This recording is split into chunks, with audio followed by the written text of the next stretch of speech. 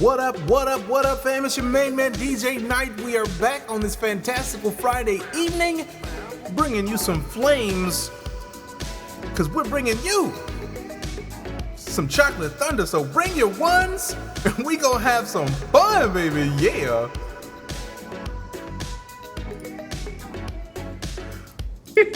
All right, so you guys know me. My name is DJ Knight. It's a pleasure to have everybody here in this room. I just unmuted the fam. We've got to kick it off. Looking at my one of this directions, we got BlackOni. Raise your hands and wave to the people. There we go. We got DjTechlive in the bottom left. What up? What up? How you guys doing? See how you try to get smooth with that? What up? How you guys doing? And then beneath me, which is just weird to say, but underneath down here, we got the epic, the awesome Andy Lunique. So, is that what's simple? No? Okay. Yeah, it's all right. I'm just gonna do all of it. It's real life. It's a pleasure to have everybody here. Cause we did this podcast once before. Today I'll be your host, which is just weird, but it's awesome. Cause yeah, why not? But like I don't even know what our subjects are gonna be. So I mean, we just talk about everything because we're not gonna talk about as much in the realm of games as we normally would. This is a podcast. We're talking about us. Go ahead. Like, we talk about games much. Right. Games are nice, but fam is better. All right. So is the music too loud? That's a good question I'd like to have right now. Sounds good. All right. Cool.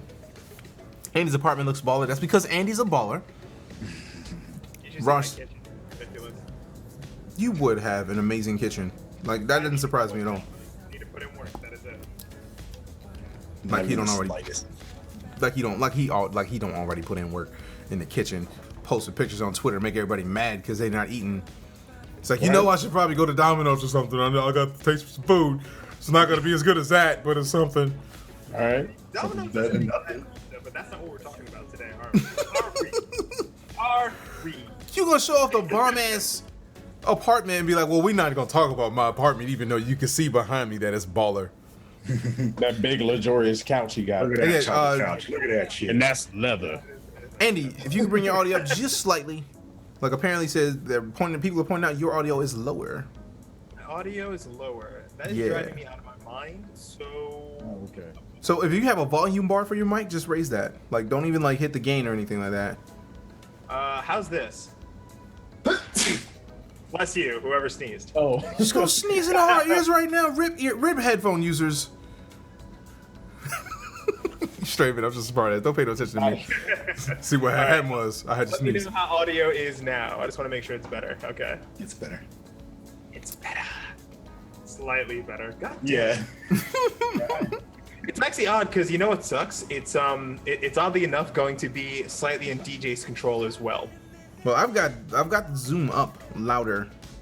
Okay. Well, we're good. I think we're fine now. You sound a lot better now. Good. Indeed. All right, so do we have a list of specific things? That would be Frank that is going to give us our topics of this wonderful Friday. Oh yeah. Yeah. Here's our topics. They're not in any kind of order, I don't think. So this is our first real legit chocolate thunder. What, my podcast wasn't legit? Is that what you're saying? I think what he's trying to say that what happened was we were not chocolate thunder at the time. That's true. Exactly. That's we what weren't that chocolate is. thunder. So now we just all over the place. We were chocolate thunder, but we weren't chocolate thunder. Right. Right. Okay. So today we're going to be talking about some interesting topics. We're going to talk about the ladies. We're going to talk about women. We're going to try to be. Ow. You know, we like to dabble, talk about some good points we like to find in women, and online dating versus dating in public, meeting somebody online versus meeting somebody in public, stuff like that. And also embarrassing stories because we all have embarrassing stories. Right. This is factual. And we're going to talk about the reality behind streaming, the numbers involved, and stuff like that. So those three topics should kind of hold us over. And of course, we always like fillers. So we'll probably introduce some fillers to you. That's our topics. Yeah. So So, before we go any further, I think an easy thing to do is, for those of us who haven't met everybody that's in the room, we'll go around, give a quick intro of ourselves and what we stream, what we do, because some people may have missed the first Chocolate Thunder. So, since you are directly to my on-stream left, Will, give us a little bit about yourself, man.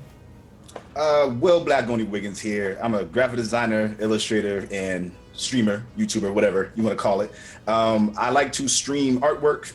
I like to stream games, so I play anything ranging from Metal Gear, ranging from Street Fighter, even Drive Club sometimes. I like to play a variety of different things, so it's never just one type of experience you get on my stream. So we like to have fun, keep things positive, and keep the energy up and have a good time. That's what it's all about. Indeed. All right. Tech, fill us in. Who are you? What do you do? DJ Tech, aka Frank. God, I do everything pretty much. I used to DJ full time, don't do anymore because I spend more time streaming. I draw, play games. Also, I try to build a community around kind of the real side of things. I try not to sugarcoat anything. I'm pretty blunt. 32 years old, pretty old in the game. So I think all of us are up in the age here, which is good. Other than that, pretty crazy guy. I get a little crazy. I like to, I like. I like that. Sometimes I gotta bring out the real me. Just saying. Well, but anyways, I did not see that coming. I don't know that. Where you Loot crate. just the chest thing? Did you really? Wow, I need to lift more. Yeah, right. I'm like trying to do it right now. But anyway, that's about me. Okay. All right, Andy, fill us in about yourself, sir. So I'm a Capricorn. No. So my name is Andy Lanique. I work for Microsoft. I am in charge of influencer strategy for Xbox, Windows 10 gaming. I used to be a chef. It was in the past. It's over now, but I still dabble here and there. And I mostly stream out of the need to interact with people because I'm alone very often. So if I have the chance to, whether or not I need help with Dark Souls, or if I want to show off my insanely impressive Devil May Cry skills, and they're amazing, that's why I stream. Aside from that, I just wanted to talk to some good friends, and I don't get to see you guys very often, so seeing your faces in 3D is really nice. Indeed. Just your faces though, everything else is, no, I'm good. And now that we've gotten introduced to them, to those of you who may not have been in this stream before, I'm DJ Knight. I stream a lot of space and sci-fi games here on Twitch. I teach at a college, but at the same time, I stream a lot. Like, I'm currently at day 228 of a 366-day goal. Elite Dangerous, Star Citizen, we play a lot of that, but other than that, we do play a lot of space and or sci-fi games. Whichever it involves, we want to be a part of it because why the hell not? Life is good, and that's a fantastic genre, right? Because Independence Day, Fifth Element, come on, you gotta love space and sci-fi, right? But enough of me. I see the chat done wild out a little bit. I saw the tech gasm with the guns on it, and I gotta say, that's probably a fantastic emote combo. Loved it. Absolutely loved it. But hey man, I don't know, but I think we're destiny, bro. Because every time I see my emote, your emote's around it. Like, yeah. The one emote I don't like combination wise is you licking my gasm emote. That I'm but sorry. you know what, Wait, though? what You did know I what miss? though? You're welcome. Yeah. You're welcome though. Real life. Right. There's a lot of people. I don't want to lick your gasm either, but you gotta admit that's a tight looking combination though. It was a good combination. Because a pretty man and a pretty man together, I mean, you can't be mad at it. Plus, the power of the DJs compels you to like the email period. Wow, you know what I'm saying? Blah, the power of the DJs compels you. Enough said. All right, so let's get into our first topic before we don't get anywhere with anything. Because we could just sit here and chat and be fine for an hour. Bullshit the rest of the night. Right, That's what we could bullshit the entire time and not have anything, and nobody care because we're us. And, That's right. And the fam is awesome, so they already know what's up. So Frank, Oh, first topic. yes. Frank, pay attention. God damn it. I thought the host was going You had one job. I'm watching you go, what, chat? The chat is nasty, though. All right, so I'm just going to look at you the whole time now. I'm just going to make an example out of you. I'm going to ask you guys this. This is always a question I get in my chat. What's your favorite part about a woman or of a woman? What attracts you to the woman, and what makes you feel as though you have the courage to go up to her? I'll come last. Well, let's start with Andy, since he's going to put me on this. Ooh, I like it. You know what? I mean, Trying to take my job, though. Trying to take my job. I see what you're doing there. Okay, let me be very, very, very honest. Eyes are just the one thing that get my attention. It's the only reason why. Okay, that's not the only reason why I'm with my current girlfriend now, but eyes get my attention just like that. But I'm not going to try to sound cliche, but intelligence is the most absolute important thing in the world to me. Here's why. I don't care how engaged or how attracted I might be. The moment I find a steep level of ignorance, it's gone, no matter what. And that will drive me out of my mind. Sentence completed. Fair. I'm with that. All right. Will. Shit.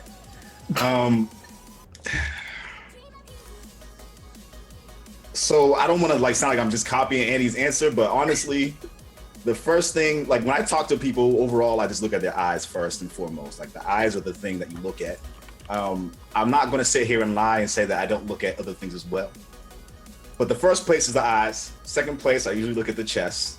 I'm a dude.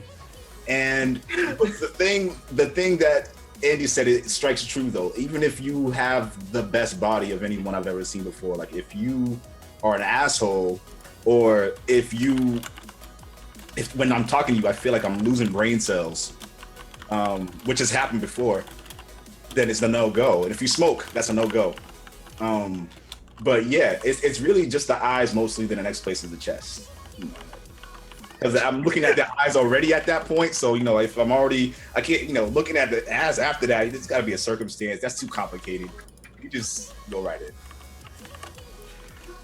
It's tough for me, man, because if we're going with the thing that initially gets me interested in somebody,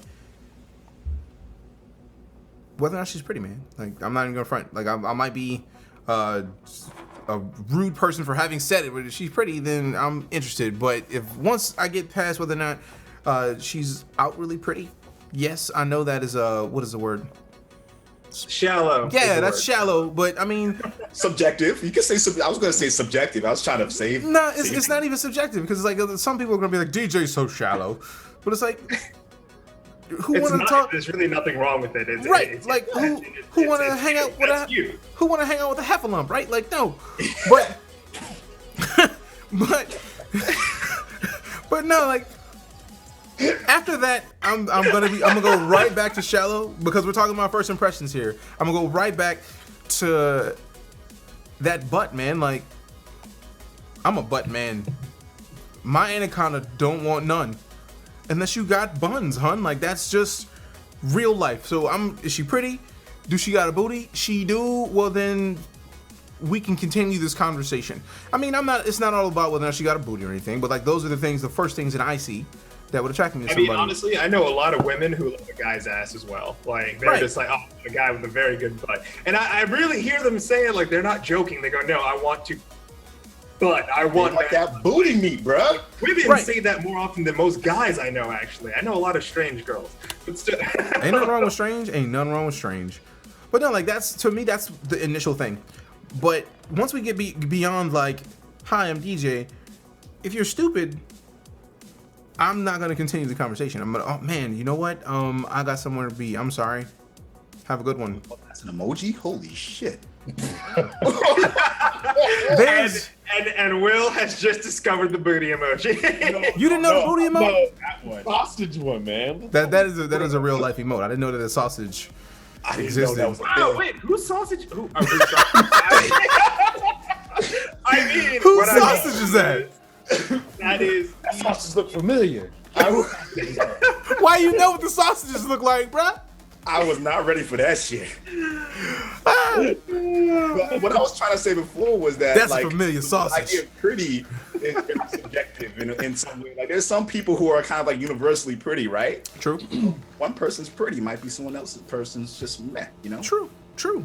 But no, I like mean, I just gotta say, I mean, I have to have that moment of like, if we can bounce around from deep conversation to deep conversation, whether one moment we can be talking about private military companies, and the next we can talk about chess strategy, and then we can talk about how to properly make biscuits. I just want somebody to be able to kind of stay up to the level of character and randomness that I have. So maybe it's not fair to call it intelligence, but that legitimate level of understanding and randomness and connection on a verbal level makes the most sense to me. Like there's very few people I legitimately get. The fact that I'm on podcast with you four means we can actually have conversations. That's just me. What he's trying to say is if we were ladies, he would do some things.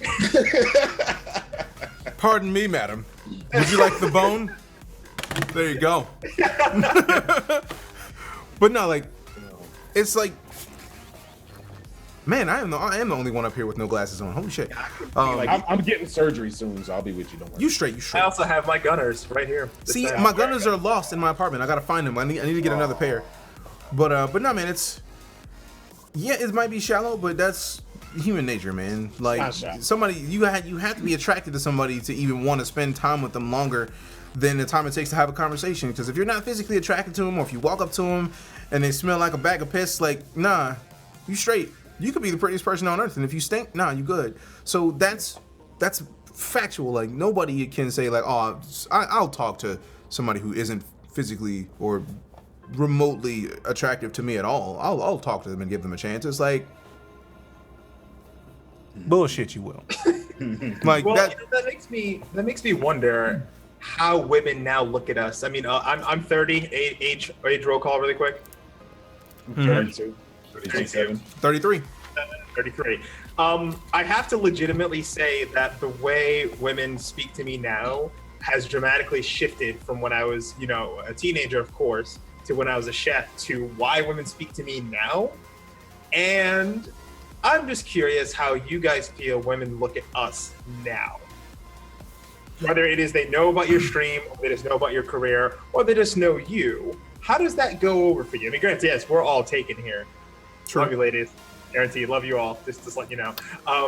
But I'm just saying that how does that happen when somebody obviously just if a woman approaches you, why are they looking at you? Is it the arms? Is it is it your job? Is it how much money you make? Things like that. Well, first of all, Good question.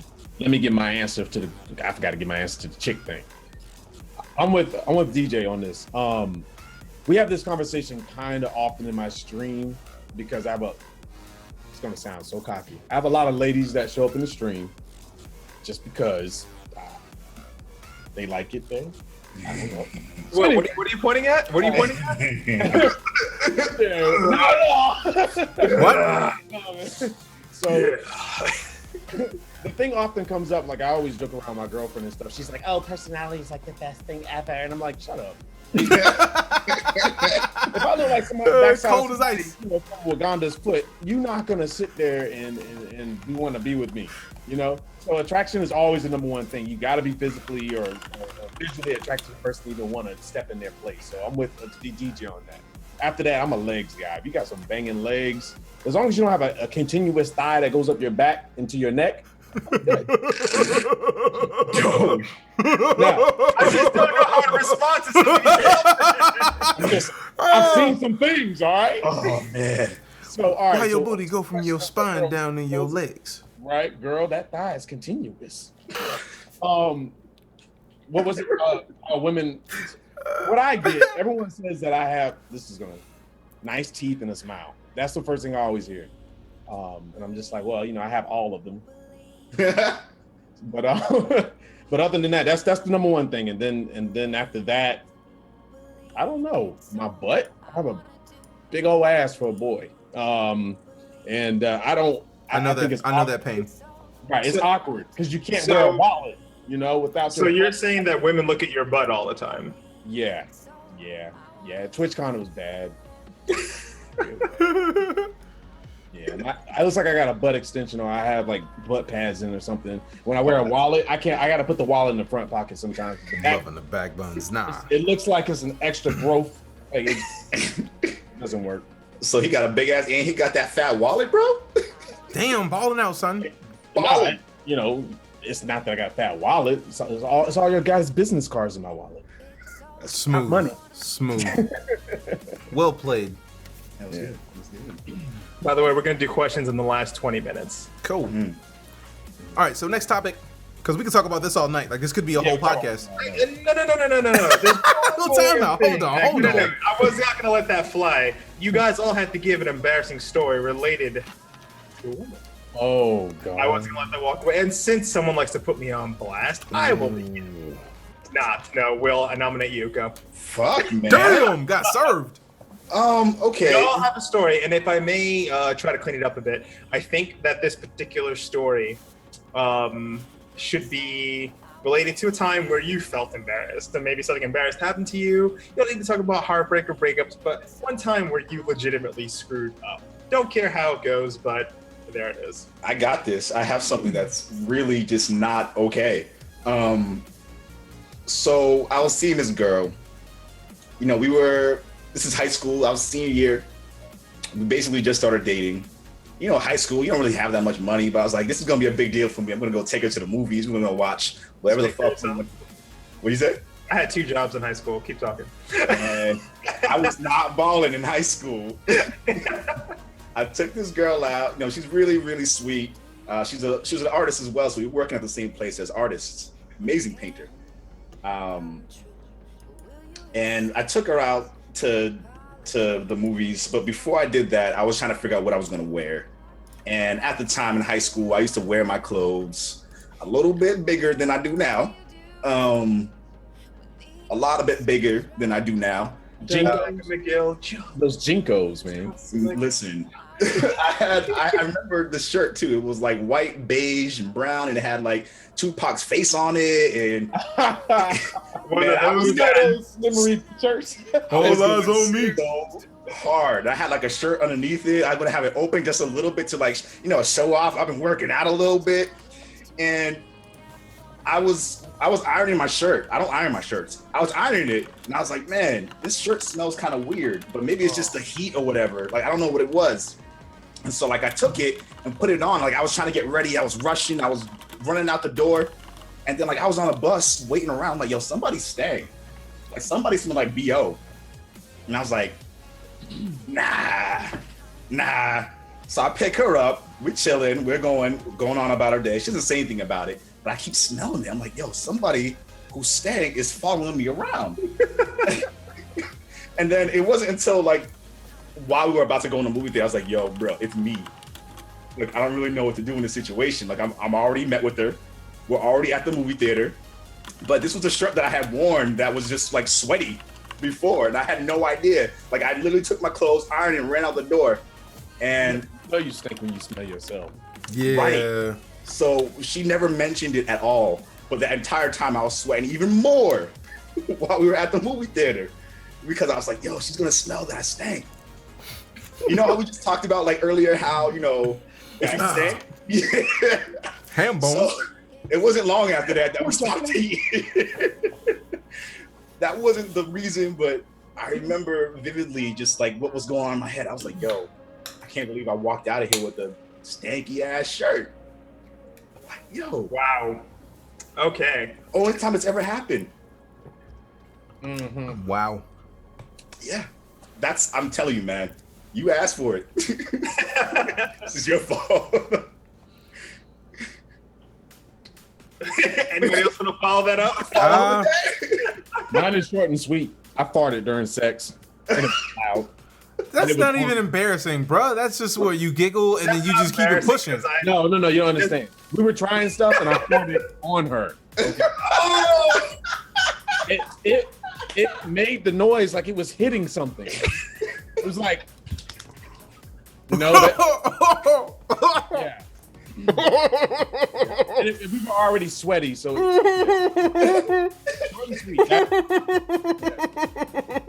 that's nasty. It was bad, man. That's nasty. I was getting that workout in, and I, Putting in work is just. much I looked at her like she did it, but I know she's like, I know you didn't just fart on me. And I was just like, I wouldn't call it a fart. I was giving you a low five because with my butt cheeks. Stomach ripple, like it. Yeah, short and sweet. Yeah, sweet. I don't know where the sweet part was. Short and stank, Nothing sweet about it. It didn't Nothing smell sweet bad about for it. me. It was loud. I guess the noise factors in the smell. At least it wasn't one of those silent ones that just, invade the nose and steal every sense in her body. But it was loud. Okay, so I'm going to change directions in embarrassment because I don't think I have a story as that level embarrassment. It's more or less clueless. Okay, so as many people, probably 2 people who are watching this podcast right now, I actually have legitimately no idea when a woman's interested in me. I'm completely oblivious. Like it literally takes you to be in your underwear and bra for me to kind of get it. And even then I'll be like, are you cold? Do you want a blanket? Like I just, So there was a young lady back in college who I just wasn't picking it up. I just, there's other embarrassing stories, but this one's just like, I can't believe I didn't get this at all. And she calls me and saying, hey, my shower broke. Okay, can I come and use yours? She lives about half an hour away. I'm like, yeah, sure. She goes to use the shower. She goes, hey, can I get a towel? I was like, yeah, and I hand her the towel. Didn't even look. And then she's like, comes out in the towel and just like, hey, so, are you hungry, whatever? She's kind of staring at me and I'm just like, kind of going about my business. And maybe... Wait, did you ask her if she was hungry? What do you want from me, DJ? Frank, I'm sorry. The real question is, are you hungry? Okay, and then she's like, okay. She's like, you mind if I sleep over? I was like, yeah, sure. And I make the bed for her and opt to sleep on the couch. Not getting it all. I proceed to play a couple rounds of Gears of War at the time. And then she's like, hey, hop into bed. Cool. I swear to God, I fell asleep. So that's how and I honestly did not catch on to that till maybe 3 months later when she told me, and she thought, I think you're interested in me, yada yada. I was just like, I had absolutely no idea. But again, when I say Captain Oblivious, that's actually one of the lightest examples of me not getting it. So just saying. So let me ask you a question. If she would have took that towel off and exposed all the boobage, would you would have just ran and got her bra and put it on for her? That's a fair question. I honest to God would have probably said, you probably should have talked to me about this first, or at least addressed it. I'm not the kind of person that just hops in. It's just, here's the application. I just was, because I just didn't see it that way, So that's that's something I need a drink. Damn, bro. Damn. Brought to you by Rum Chata. DJ, finish it off. I don't even know how I can follow that, bro. I mean, I think we talked about this last time. We all pretty oblivious in one way or another. Wait, no, I'm not that oblivious, right? When somebody, if a girl is driving a half hour to my place, and she said her shower was broken. No, you straight. Don't even. It's not even about you right now. I'm just gonna. I understand, bro. I have literally been close to that level of oblivious. I can't think of a specific time, but I do know that I have been oblivious to women's advances for 90% of my life. Like, even now. Like, the only reason I even get my girl now is because I've known her for years. Like, that's it.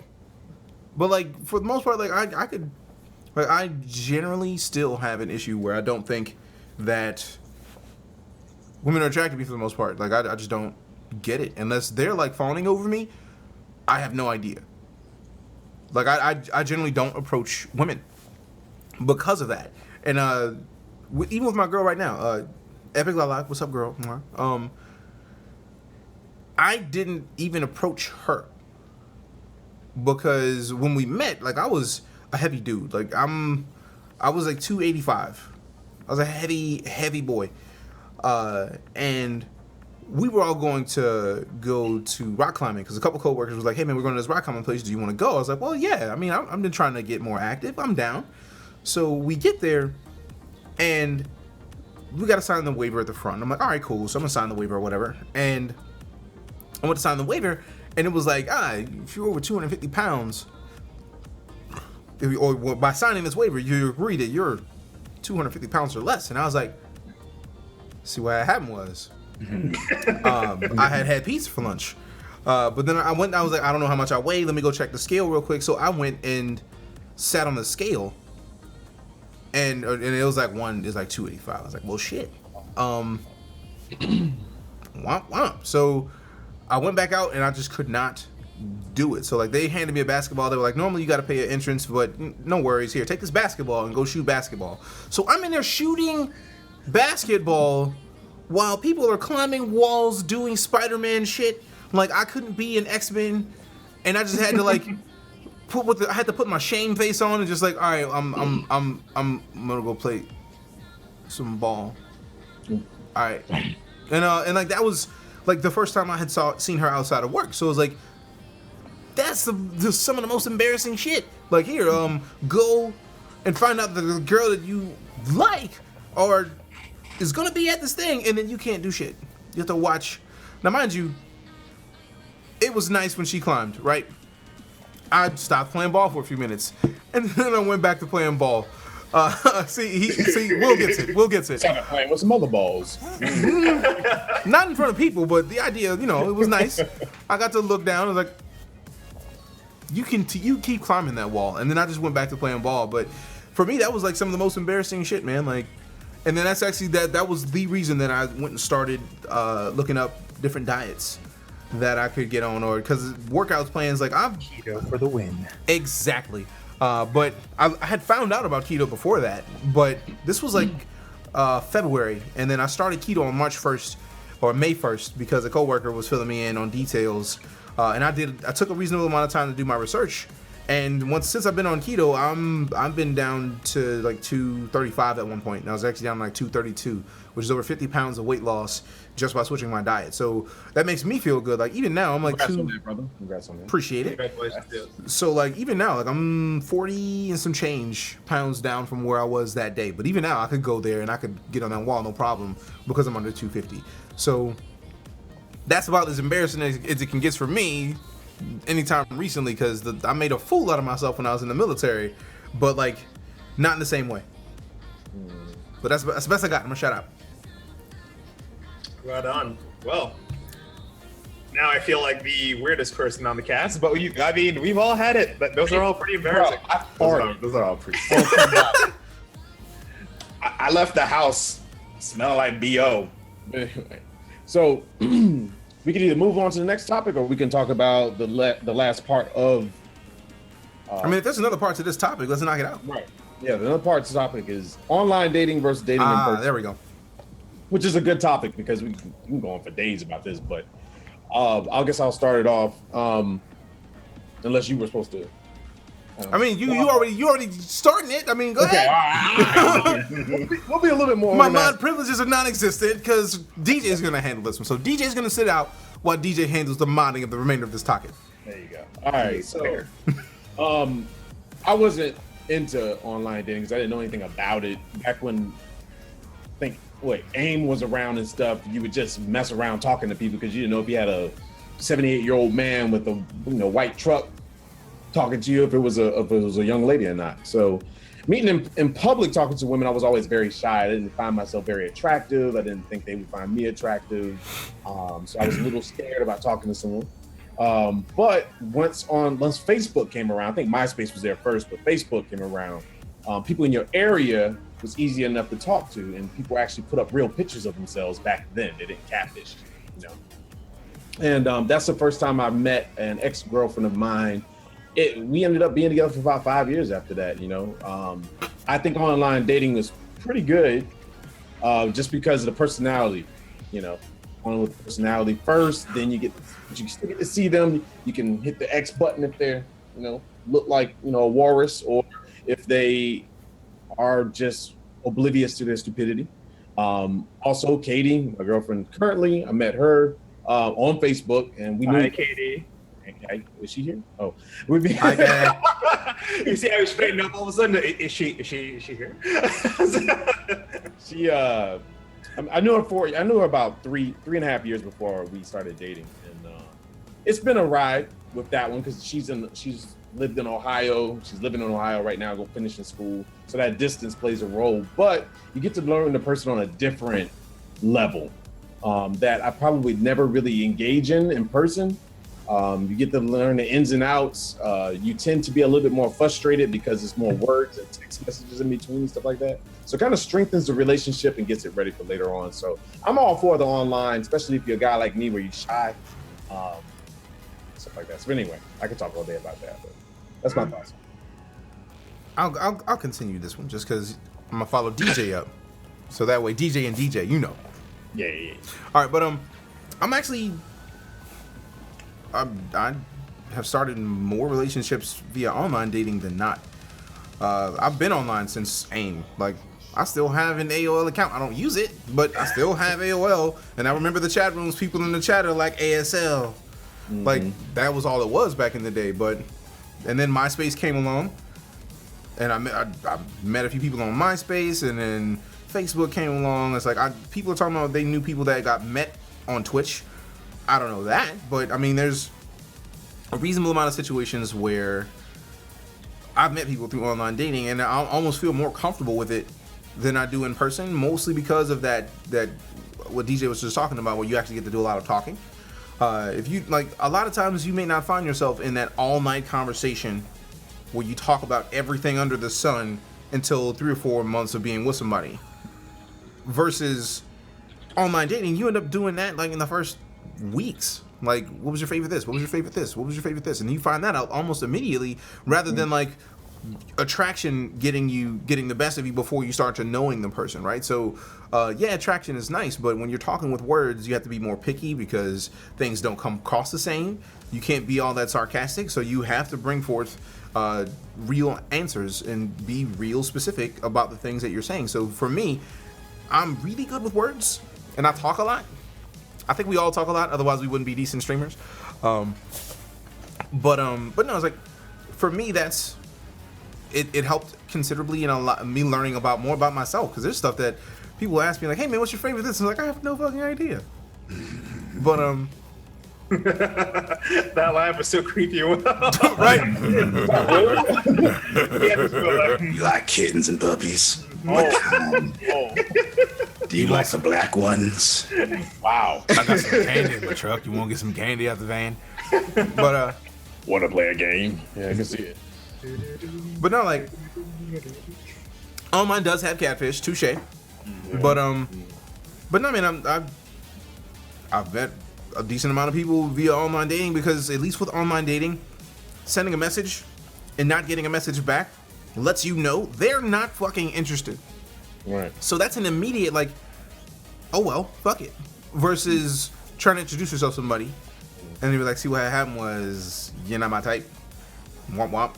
That's a whole nother level of denial.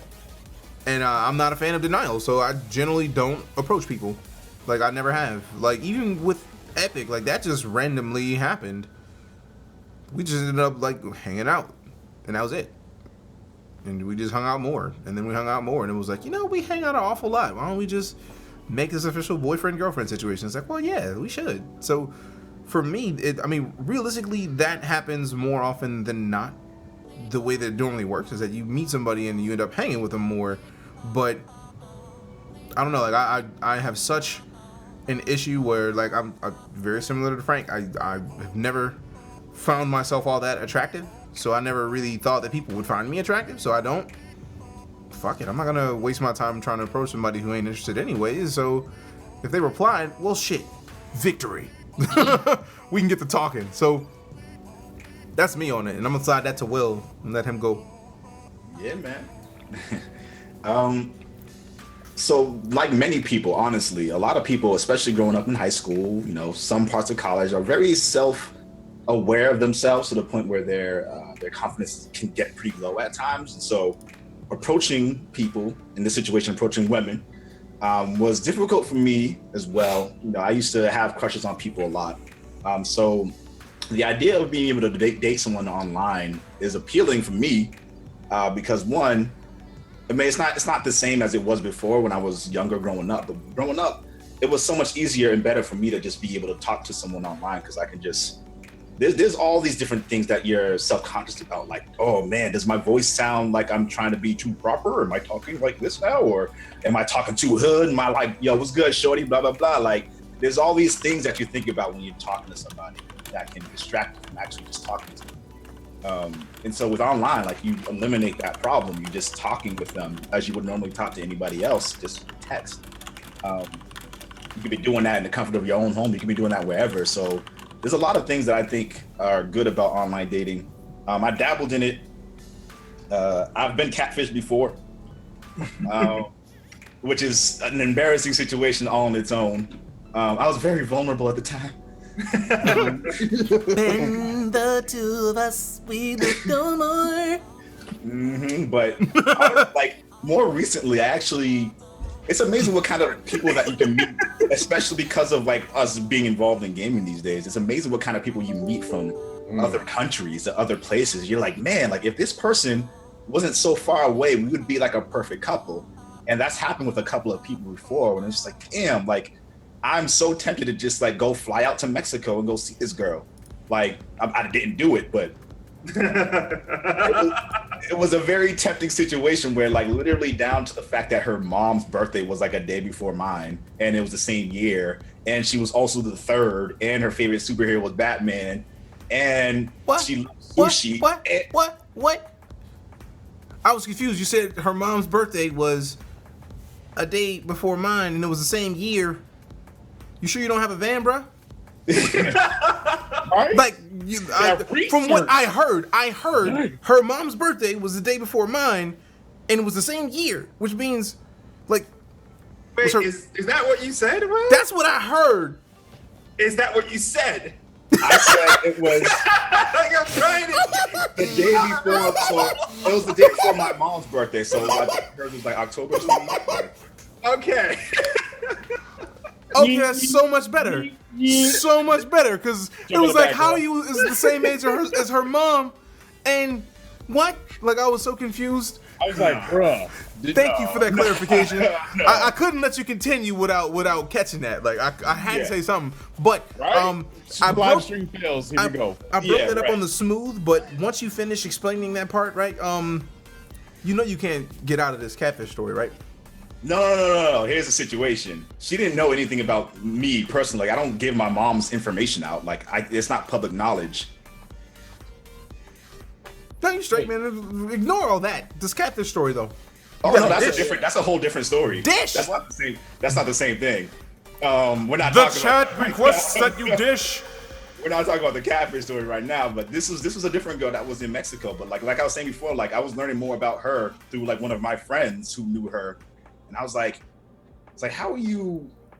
So I was like, all right, let's jump on a video chat. You know, I wanted to make sure, I want to verify that you're a real person, whatever. And so we got on video chat. We were just chatting like we were regularly talking before that. And I was just like, yo, she's mad cool. She's into all the same shit as I am, except she lives in Mexico. Like,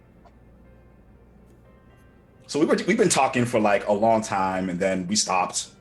But that was kind of like my long distance story, like online dating scenario where she was in a different country.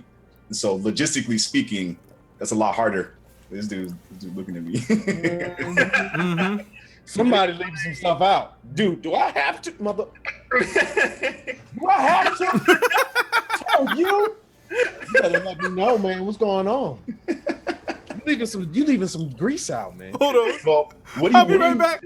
What do you specifically want to know? That's my question. I mean, I want to know about the catfish, bro.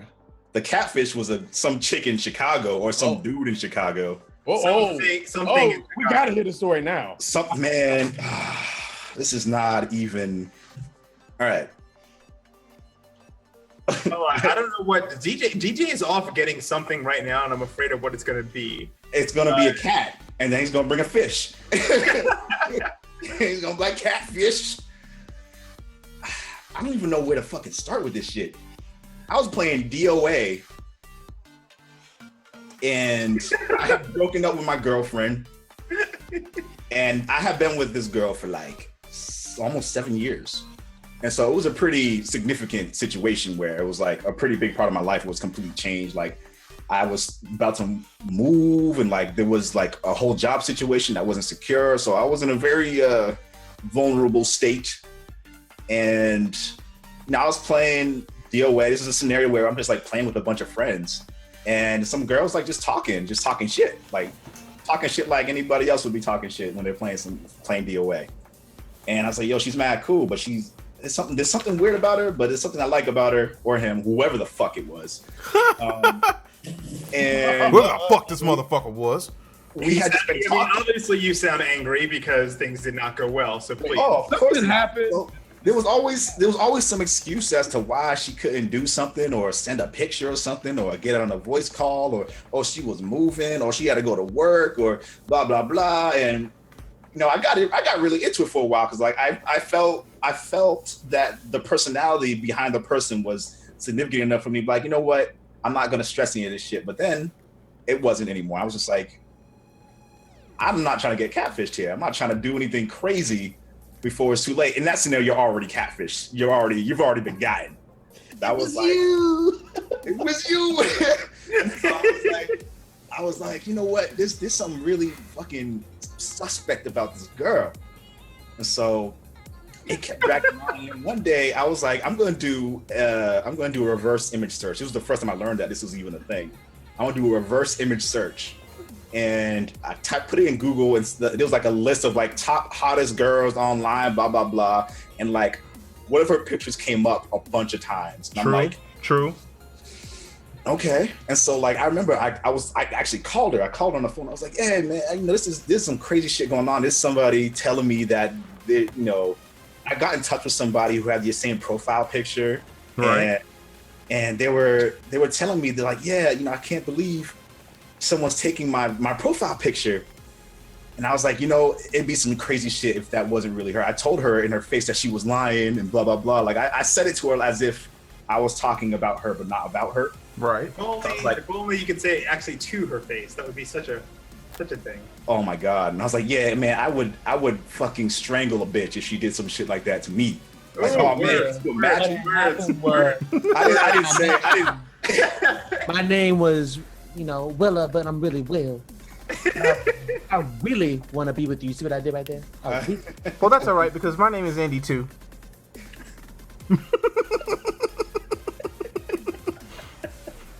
Hi, my name is Andy.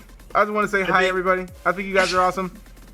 He sounds just like him. I don't sound like. Don't tell me I sound I do not sound like that. That's not even funny. I don't think that's fair.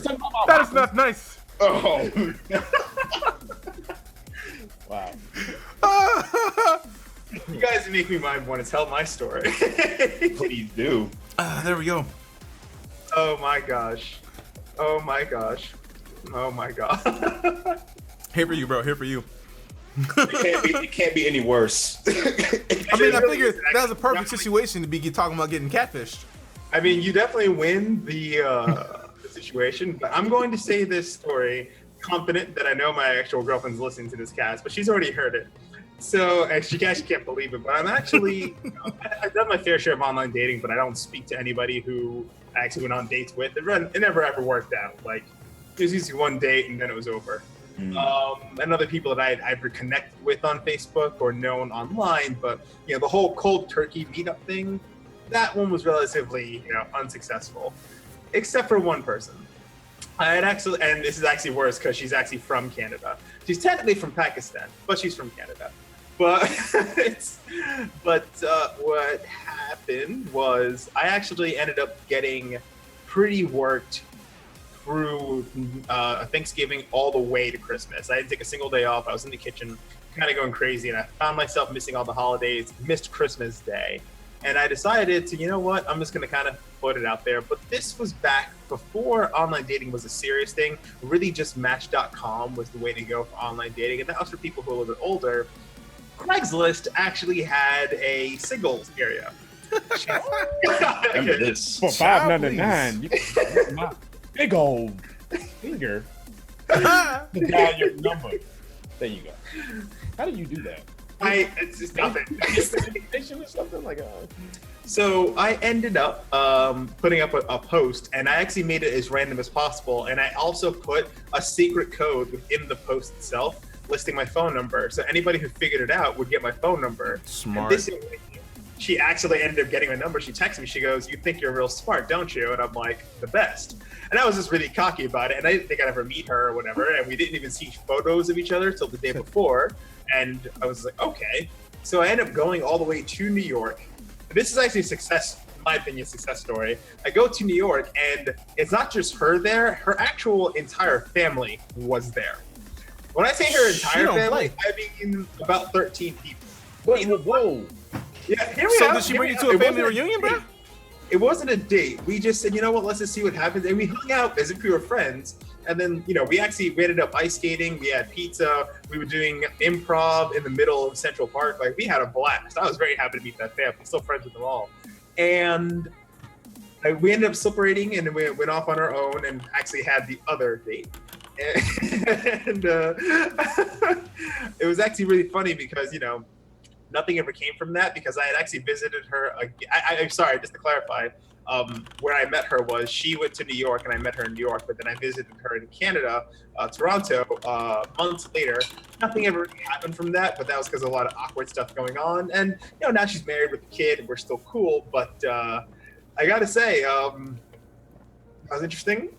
And that is the story. That's the only somewhat success story, period. Wow. Yes. So there is hope in online dating. I think you should try it. I've had a lot of successful dates. I've had a lot of successful dates, but this doesn't work out. Like, you're better off meeting somebody who is your friend, who you connect with. But once you have that pressure, don't cough, young man. But once you have that pressure of, this is a date, we need to get to know each other, we need to do this, et cetera, and that's how I'm going to end it. Well, then. But hey, I met the whole family. We could have knocked it out so much faster. Right? That's a lot of people would be like, well, you know what? He is a pretty cool dude. So that way there's no, she can't use that as an excuse. She can't say, my mom doesn't like you. Like, actually, I met your mom. I met your mom the day I met you. What are you talking about? Your mom loves me. And your mom's sister. All I'm saying is, think about it. Now, no one in the family could really question me. Everything's good. And let me tell you, on a personal level, and I hate to say it here, but it is legitimately true. I have had no less than 3 different women in my life where we have been in serious relationships where they decided to push me out of their life, break up with me, or even hide me from their family because of my skin color. Okay? Like, I could never bring you home. So dealing with that on several occasions and having somebody so willingly accept me into their family, it's kind of a big deal. Yeah, true. I mean, not a lot of people are ever going to know what that feels like, but yeah, literally hearing the sentences, I can't really bring you home, and be dead serious about it, or have someone's father literally tell me, nope, get out of here, that thing sucks. See, I've never had anybody's dad be like, you got to go. But I have had multiple situations where they're like, you can't meet my family. They wouldn't like you very much. And it's like, all right, so you're in a family of racist people, duly noted. Like, that's not the first time I've heard of such a thing. So I imagine we all would probably have experienced that at some point or another. Well, Katie lives in Ohio. So, okay, I'll do a quick story. Bro, Epic lives in Indiana. All right, so first time going to actually go up there and meet Katie, or whatever you want to say. She's like, I'm in Ohio. I'm like, cool, because Ohio got a lot of football players. That means that their culture, the culture is pretty nice, diverse, as she so said. But then she picked me up from the airport, and then I started going past all the people and start hitting the cornfields. And I'm looking around like, what year is it right now? Because there's a lot of cornfields and there's not that many houses. And so I remember going to a grocery store and getting out the car with her, and there was a guy that got out with us, and I was like, oh, here we go. I know what's coming. That dude looked at me like he saw an exorcist, man. He was just like, he did all this. Then he looked at her and he shook his head. And then, we're walking behind him. I'm not even holding her hand at this point. I'm just walking next to her, right? dude turning around looking like he smelled like the stinkest fart or something. All that made me want to do is just grab her and pull her close and just be like, all like, I was about to go, something like that, just to get on his nerves. But that was the most uncomfortable feeling ever. Her dad does car racing, not NASCAR, but it's like drag strip racing, which I find pretty cool. And out there was like, I think 1 or 2 brown guys. Everybody was like, fair skin, I should say. Men of color, yes. Yeah.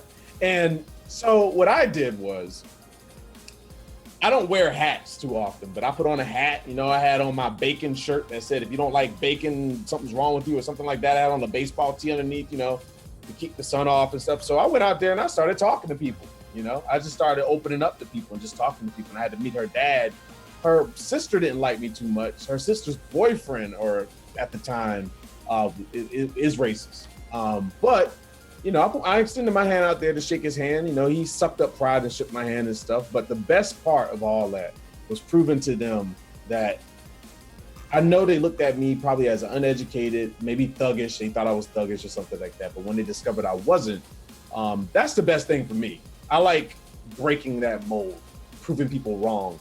When I was speaking, you could see on his face, he was like, oh, this guy actually has a vocabulary, type thing.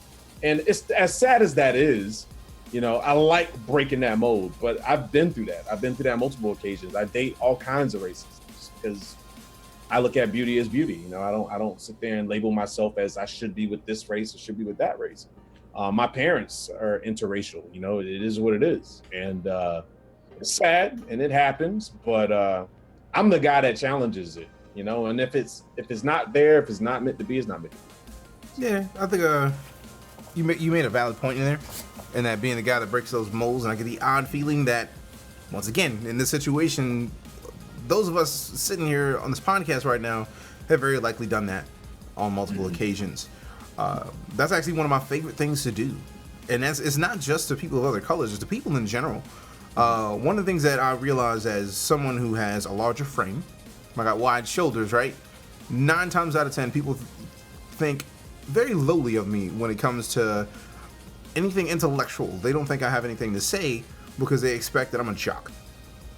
And then you add in the fact that I'm a black man, and all they know based on CSI, like TV shows, the media showing nothing but like people of color doing all the illegal things. Like they show nothing of pleasantries. So people who are in very small towns and have very little access to diversity, like they're going to expect what they see on TV, right? So I've just seen a lot of that in my life. That's been most of my life. And Svig makes a valid point, and I do kind of look like Reggie Bush, right? Or should I say Reggie Bush looks like me because I'm older in this situation, if I remember correctly. But no, man, a lot of people think, all right, that dude he's just gonna know football and that's it. So then when I come out of the mouth with some smart shit, and they're just like, well, damn, I was not expecting you to say that. It's like, well, maybe you shouldn't have any expectations of what the fuck comes out of my mouth. Stop being such a racist and or prejudging me. We've likely had a lot of the same moments in our lifetime where we'll shake hands with almost any individual, of whether it's black, white, no matter, like even other black people. They'll shake your hand and then you speak, and they're just kind of like, oh, I wasn't expecting that. You know what I mean? Yeah. Like their guard was off, and it's just What like, would you expect him, motherfucker? Right? Just hit him Fuck with you guys the- gonna come about my mouth telling you to come about your wallet, motherfucker. it inherently happens. It can't. it's just there. Like how you pronounced it. Every syllable was just pronounced, and that was awesome. It's just what's gonna happen to us. It's not like we're gonna change the world, but you know what? We don't fit stereotypes, and we don't like to, and I'm okay with that. Yeah. And there's one stereotype I will be on board for, and that's loving watermelon. Because man, listen, I will tear some watermelon up. Don't give a fuck. But you're not supposed to. But that's white person looking at me, just fucking. I don't care. But no, man. To me, I think stereotypes are funny because, for instance, we said this before the cast even started. People are like, "Oh yeah, you're black. You must like chicken, right?" It's like, Yeah. motherfucker, do you know how many chickens get slaughtered in this country? Right? You like chicken? all the chicken in this country is not coming from black people. Like, what's wrong with you? I mean, the chicken trope I play it out because it's just fun. Like, it's a Dave Chappelle thing. What's actually super awkward is those moments where other black men will come to me, hey man, what was the score last night? Like, I don't follow basketball, and like, I don't like, either. happens all the time. I don't either. And they're usually older men, and I don't want to get mad, but it's just like, here I am on my phone, like, well, I was Siri, what was the score last night, so I don't piss this guy off. I'm just saying. You got a lighter, bro? You got any weed? Oh, you get that too? Yeah, you get that. No. I don't get that. Nah, but that, to me, it's always hilarious. Like, I don't necessarily get as much of the score, but I think the one thing I find, like, on the chicken, man, like, I've been to South Korea. South Korea eats more chicken as an entire populace than anybody ever knew. Like, there was a chicken joint, no less than every block. Like, you could go to the next street and somewhere, right? Like, coffee's everywhere. Starbucks is their jam. I was in Daegu when they got their first like Starbucks, and they got their first Starbucks, their Krispy Kreme.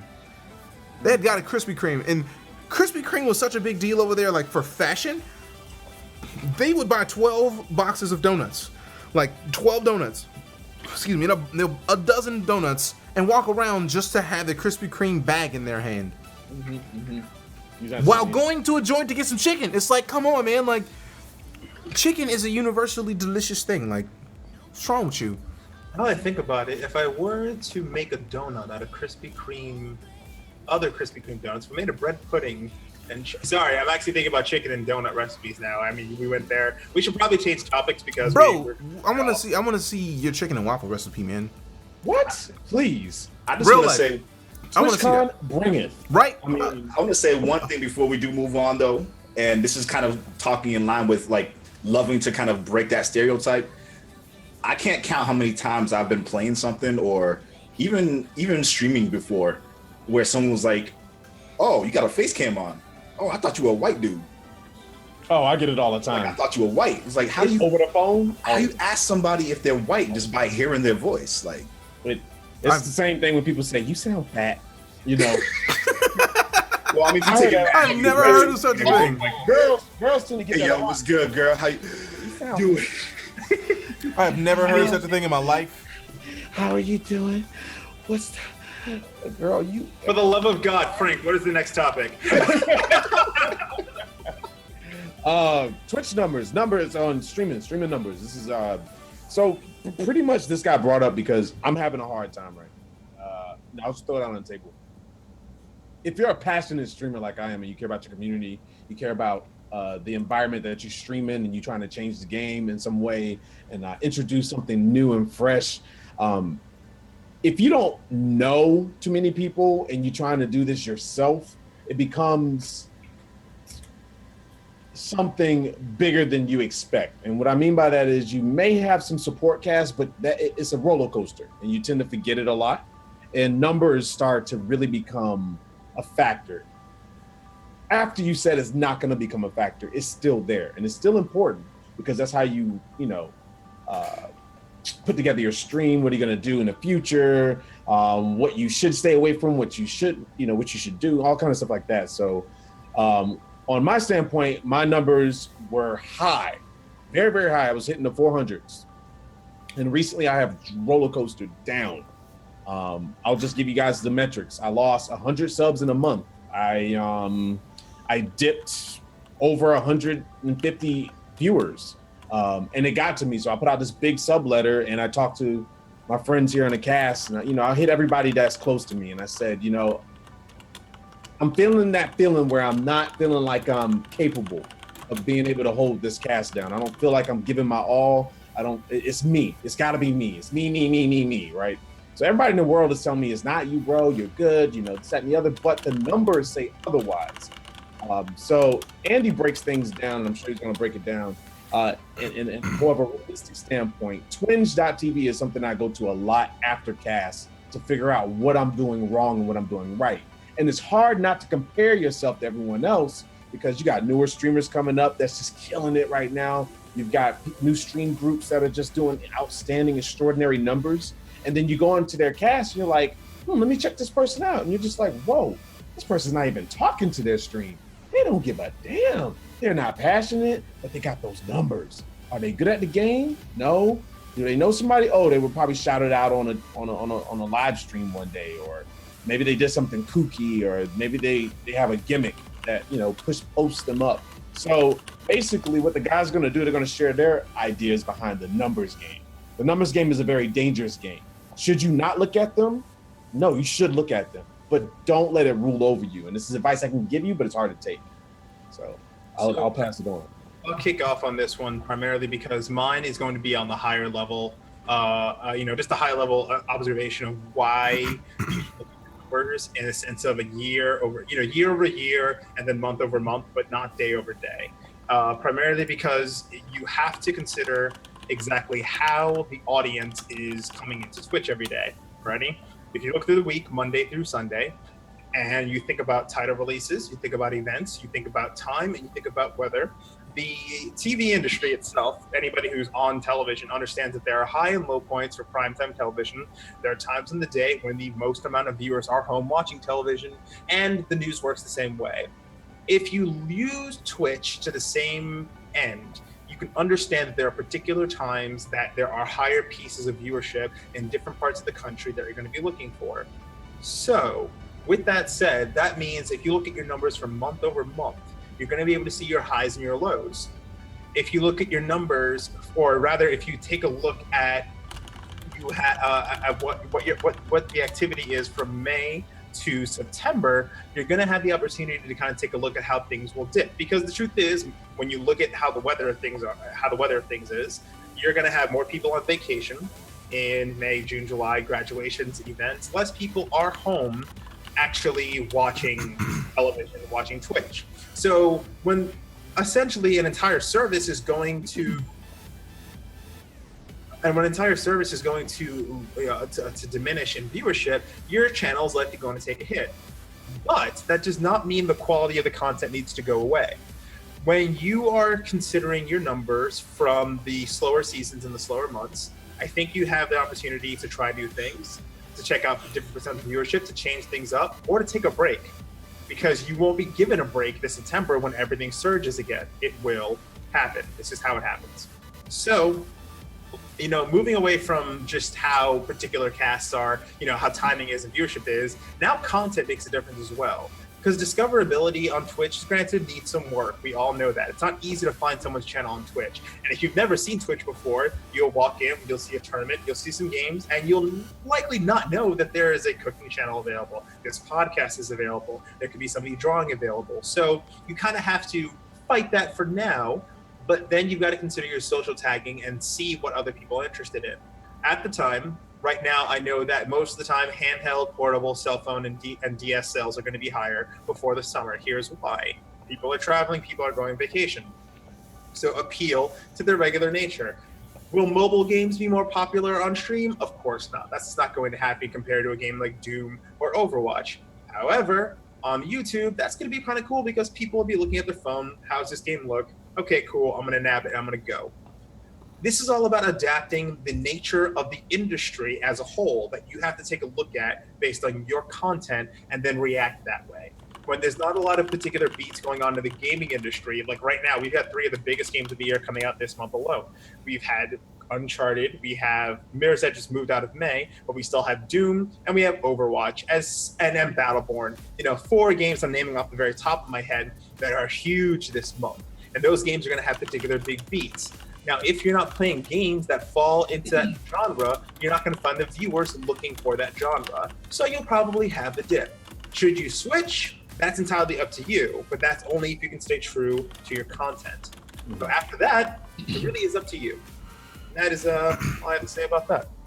I mean, I can comment on this, but nowhere near to the depth that man just did, just because, I mean, he's been living that way longer than me, like knowing the numbers behind things, but changing anything affects everything. So, and I'll say that because when I started streaming, I was a variety broadcaster, like completely variety. And I actually did a really decent job for a brand new streamer in variety. Like, it's really hard to grow as a variety streamer because generally people will come to your stream for 1 or 2 games. And one thing that I read on a Reddit post one point was, don't worry about your concurrent viewership all the time. Worry about trying to convert one person a week to be somebody who will watch you no matter what you play. Because that's the kicker. Those are the people who are your true supporters. And I say that because I'm lucky enough that I've been getting a reasonable amount of that. I played, I was variety up until August, and then I started playing H1Z1 and World of Warships, because World of Warships had a contest to send you the Twitch count, and I won because I was streaming World of Warships. So I kept streaming World of Warships. Well, then I got to Elite Dangerous in December and stopped playing World of Warships as much. The vast majority of my audience that I had watching World of Warships no longer came to the stream. But I started building up a newer audience of people who watch a lot of Elite Dangerous, and I started to play Star Citizen, and a lot of them started to come along. Now I'm in a situation where I still do have people who watch me playing Warships. I have people who watch me play Neverwinter, which was the first game I got a ton of followers in. Some of those people are still in the stream at this point, but that's because I'm on a regular basis. Like, if you don't have a schedule, you're gonna have a problem. But by having a schedule and consistently streaming, you get people that are going to be there for you. So when I went to Doom, when Doom was in beta, and I started to play that, and people who had no interest in Doom were watching because it was me streaming. And then they found out, okay, maybe I might like this. And then I started streaming Battleborn, and then I started streaming Dreadnought, like a ton of games that aren't the regular games, but they liked my content. They liked this stream. Those are the people for me that make it worth it. Because even if I go switch to something completely different, if I go play fucking Barbie's Dream House, probably gonna have some of them in here, and that to me makes all of the difference. So when you were saying that you were at like 400 and some change, and then you switched up something and it changed completely, in addition to the fact that we're getting to summertime, like I've had a ton of people who are like, hey man, finals are up, so I'm not gonna be here for a bit. So finals are gonna happen, and if I have a sizable amount of people that are in college and high school that are watching the stream, they're not gonna be here because finals are up, and I'm not gonna blame them for it because education is key. But that's gonna cause the numbers to drop.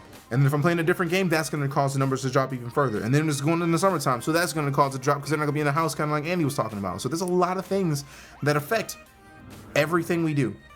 And that's just viewership. Like, right. This is viewership, and I want to talk about subscribers for a moment. At the very bare minimum, when it comes to subscribers, you are asking people to spend $60 a year on you. And for every person they feel they want to support, that is $60 a year for every person. If you were to support 5 influencers every single month, that does add up. And their money will move from place to place depending on what goes on. Some people, like very many people in the chat actually, prefer to use Twitch Turbo so they can lose the ads and still have the option for emotes. But the financial support will waver. And that's something that is undeniable. That's something we face in retail. That's something we face in all types of sales, especially in restaurants, which is, ironically enough, one of the best ways I can use to gauge how the ebbs and flows of particular people will act when it comes to spending money on entertainment, because that, at the very, very minimum, is entertainment. Particular streamers online don't really have more. The most amount of support that most people give you for subscribing to a channel is a community atmosphere, and some people absolutely need that, but they can't always afford that. And that's something to consider. If they drop, I want people to make sure that a subscriber who leaves your channel often explains why.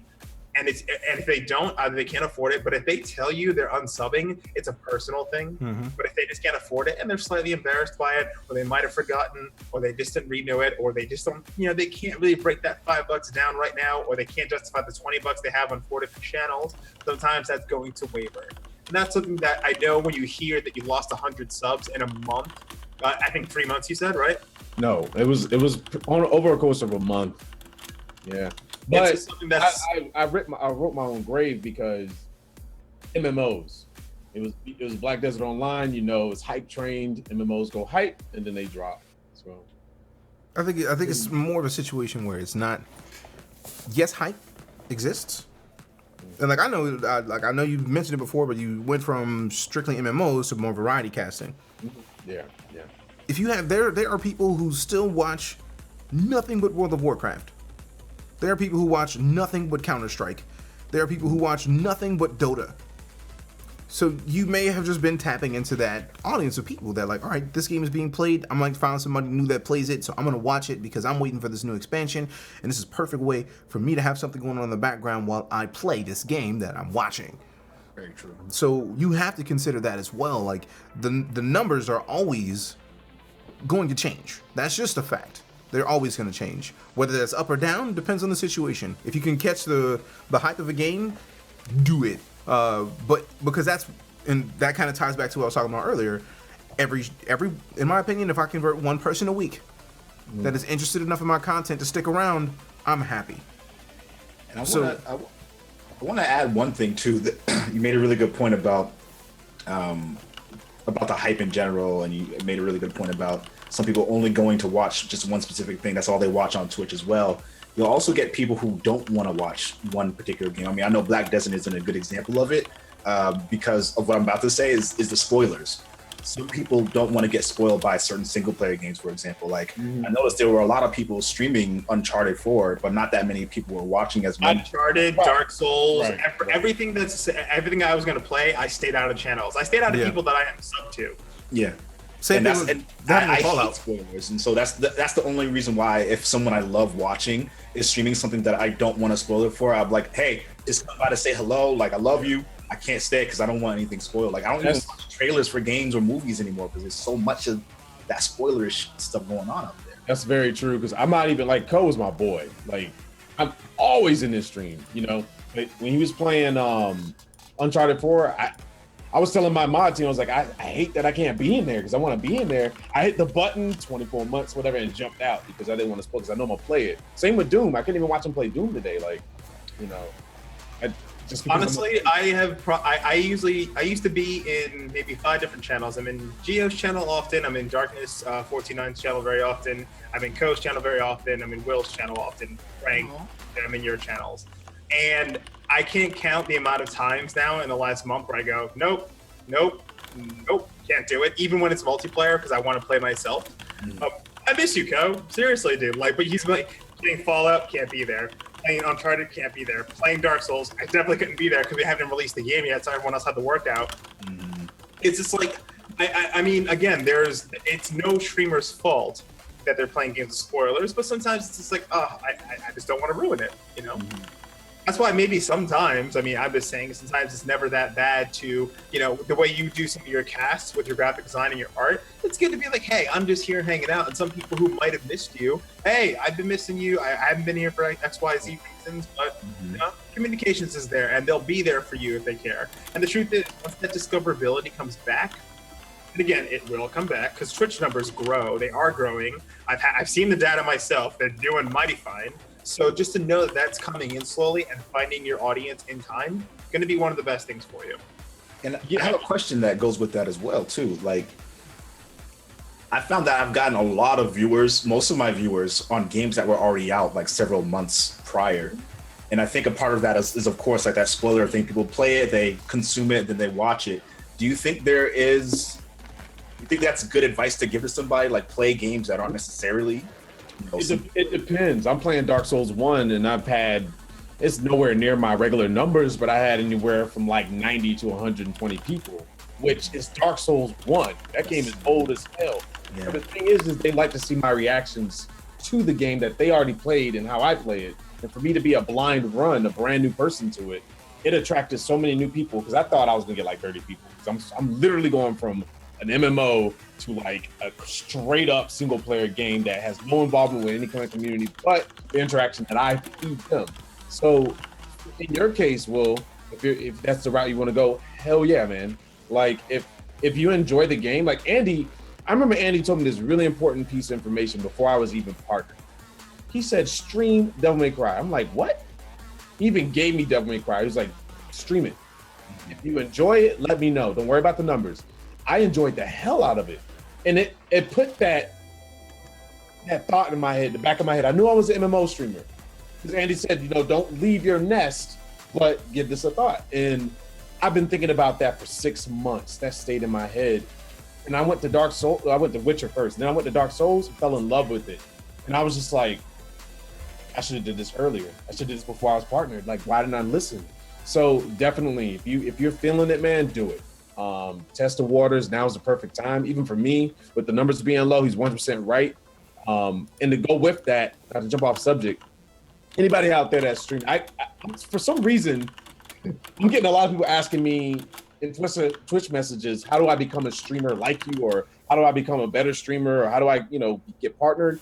Have a support system like this, a community, friends, people that you can trust in is probably the most important thing, because these people keep me grounded. I would have quit streaming a long time ago if I didn't have any of these guys.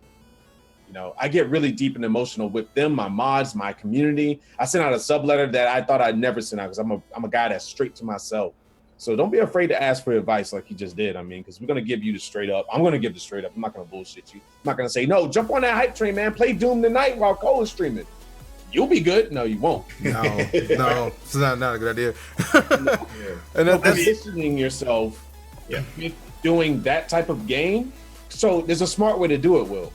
Dark Souls 3 comes out, play Dark Souls 1. Mm-hmm. Because people will see Dark Souls 3. I mean, Cole played Dark Souls 3, like, he beat that game. I think he played like 5 or 6 times at least. Right? 4 times in 2 weeks. Multiple Something times. crazy like that. I was getting sick of seeing it. I was like, man, I want to play Dark Souls 1, so I never did it. It was crazy how many people from that community came over to support me because they were like, you never played it? Oh, hell, this is going to be good. Gritting the popcorn out. So there you go, man. I would do it. Let me tell you, I've had some really random moments of massive spikes. Like, I've had some hosts, that's one thing. But I mean, okay, one time for some idiotic reason, I was #1 for Until Dawn. Okay, that's what you call the unicorn. When I say #1, I'm talking 800 people #1. And this is with a crappy connection. I don't care. Everyone wanted me to kill everybody. I was just trying to go for the perfect run. But that's one of those moments in time where everyone wanted to watch. And that is a very rare game. It doesn't happen very often. But it's one of those games that goes, well, you know what? I don't know. I don't want to spend $60 on this, but I want to watch it. Mm-hmm. Right. And get a random moment in time where people who would not normally see that are going to do so. Once you have those times where you're just like, hey, I'm just going to be me, you find new levels of viewership. And the truth is, there's plenty of people, even in this channel, who might just go to the gaming talk shows category. They're scrolling up and down, who's good, who's not so good. Chocolate Thunder, what the hell is this? You know what I mean? They got to get on there, and it makes no sense. But nevertheless, sometimes that random discoverability, while you've kept yourself out of a low pressure, you kept yourself in a low pressure situation, it's not high risk, and now other people feel the same way, and they join you for those same reasons. Like, oh, well, it's cool here, I enjoyed it. And then who knows when they come back? But you know what? That is not on you. You provided entertainment for that moment in time, and you've done the work that you came here to do. That's a big deal for me. And I, just to be on this topic is trying to figure out what I want to stream. One of the first things I figure out is, what do I feel like playing? That's literally it. When it came down to, like, now I'm in a position where I can stream and feel comfortable that I'm gonna have a decent amount of the night core coming in to hang out. But earlier on, it's like I didn't know what to stream because I didn't want to go up against somebody like Co on anything, right? Like, if you're going into, like, for me, I didn't want to stream Overwatch at all because Overwatch was a game where everybody that had access to it was streaming it every chance they got. So for me to get in there, since we were already talking about the viewability on Twitch, nobody's gonna find me that hadn't already known about me. So and it's not that it's all about the viewers, because now it's to the point where I'm comfortable, like, you know what, fuck it, I'm gonna stream it. If they're gonna watch, then damn it, we're gonna have a good time. But people that are focused on growth, playing a game that's months old, definitely a good idea. But like playing the brand new games out as a lower tier streamer is going to be hard to get following if everybody's playing it. But it also plays into account with the time frame that you stream. If you're streaming in the middle of the day, lyrics on, goes on, like, and then the people who have less followers than them, or still a high viewership, they are right next to them. So and they're catching and they're and if you look at the top 10, like if you put like the gaming talk shows on right now, I have it in my browser. I'm looking at it and I got the top like 12 streams on, and it's 2,000 in the first, and then 50 in the 12th. So the drop off is hardcore now because it's 10 in the night. But if this was like noon, man, please, everybody and their mom's gonna be on there. So play what you want, man. Play what you want, and I think a lot of people sleep on the value of Twitter and social media to get yourself out there. Like some of the best feedback that I can give to anybody who is considering streaming is to find out who the community manager is of the game that you're trying to stream, the game account of the game that you're trying to stream. Andy's seen me do this a lot. Like Andy has probably broken down my formula, but like probably. But that's my thing. If I'm gonna stream, I'm adding the company, I'm adding the community manager, and I'm gonna put a picture in the post, because if you just post text, think about how many posts on Twitter you ignore because it's just text. It's just like looking at a newspaper page. Until you see a picture, that's where your eye is gonna go, is that picture. Yeah. So post a picture, add the right people. 140. Right, you limit it to 140, but even with the picture in there, you can tag more people. I see you do that. Right, I don't add anybody. I tag them because they still get that notification. Right. And I still have that 140 characters to play with. And then your hashtags that you use, they have to be relevant to your topic. Those things are the most important things to any of it. And don't be afraid to jump and watch someone else. The worst thing that I do is I compare. So like unconsciously I do it because I say that I'm not, and my minds jump down my back all the time. Stop comparing. I'm just saying, all right? Like I go in it, it's funny, I ain't gonna bring you out, man, but I watch DJ Night a lot in the lurk mode. Like I'm in the shadows watching, only because he, like I said before, he came to me a long time ago and I was like, I didn't know who he was. I didn't know, if he was a streamer, if he was just a person that watched the stream or not. But I was always intrigued by his aggressiveness.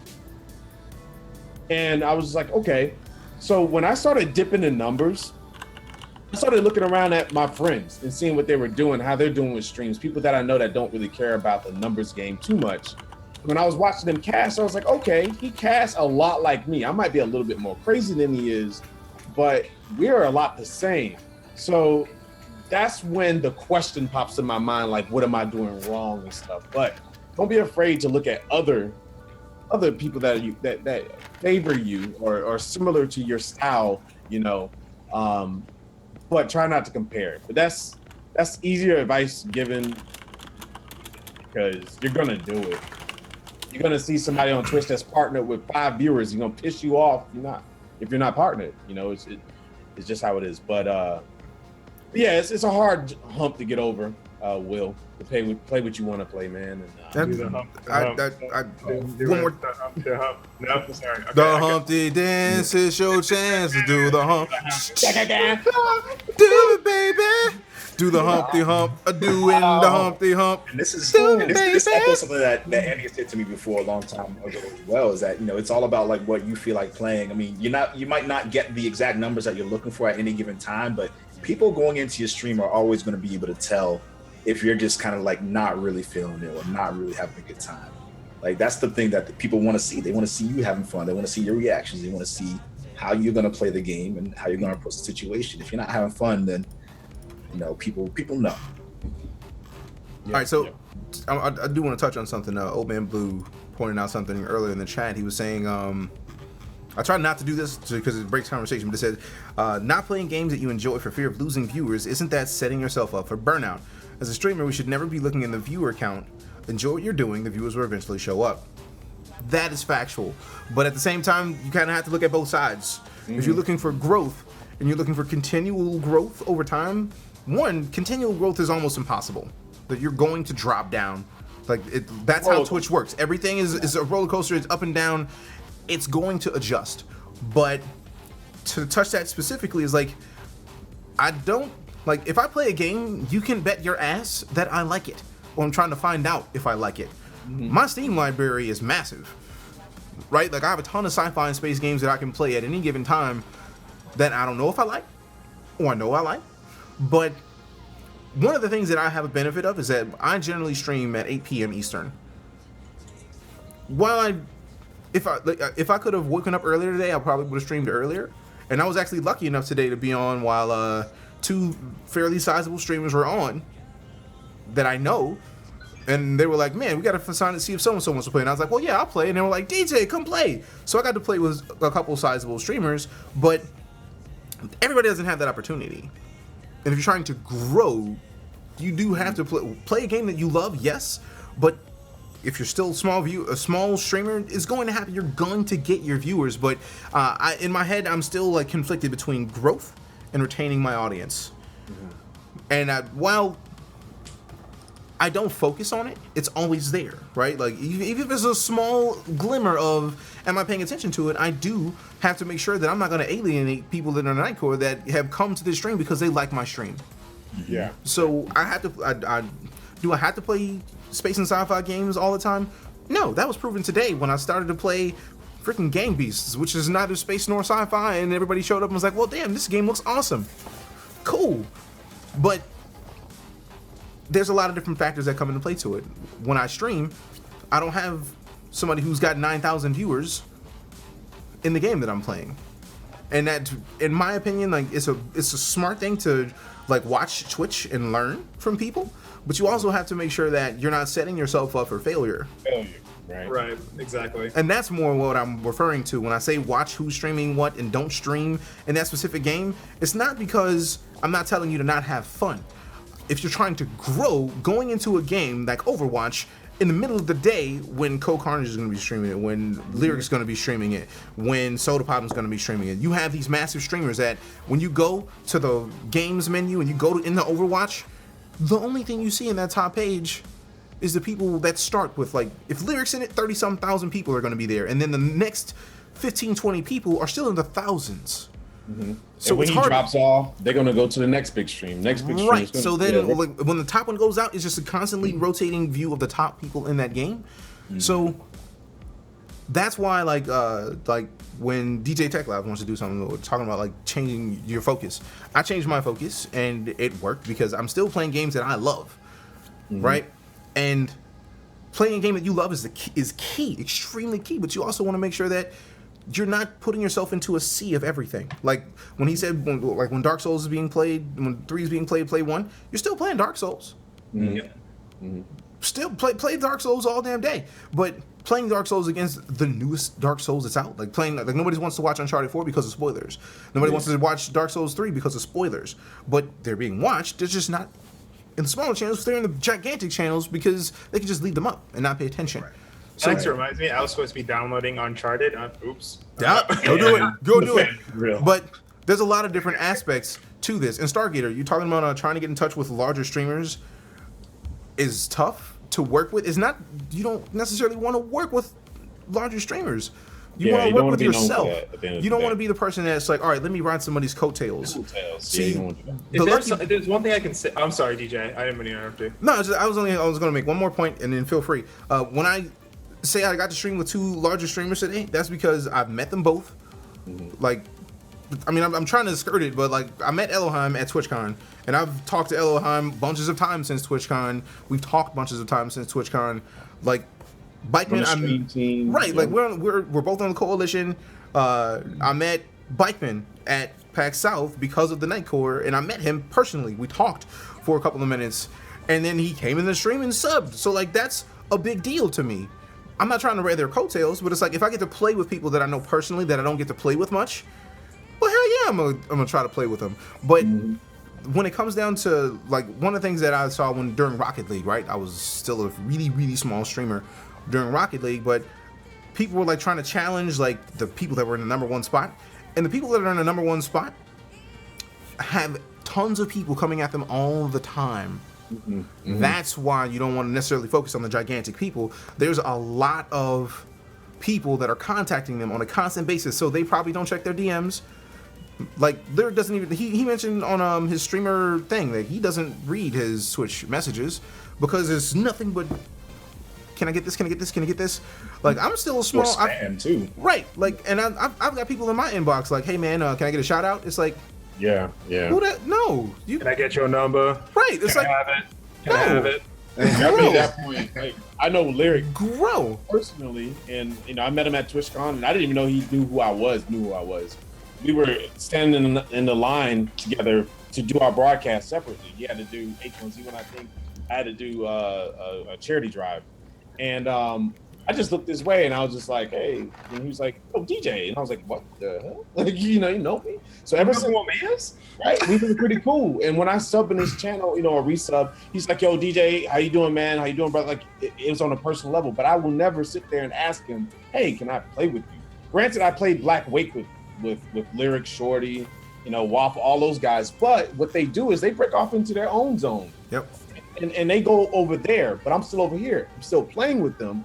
But I don't like putting my title, playing with Lyric, because I'm not playing with Lyric. Because I don't want people to come in and be like, "Yo, you that guy that played with Lyric." No, I'm DjTechlive. I'm Frank, So, yeah, you got to be careful with that. So, yeah, I got to say, the one thing I just want to, I think we should go probably ahead. move on soon, but yeah. I'm actually really impressed with a lot of the unique sets of skills that a lot of influencers, who I consider entrepreneurs, have showed off. Like, let me say this. Like, Future Man Gaming, one of my big favorites.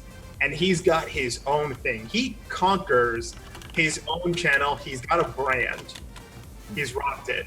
He's got DJs in space. He's rocked that one. He's one of those people that's instantly recognizable. Like, you will distinguish him almost anywhere he is, and he's created a brand.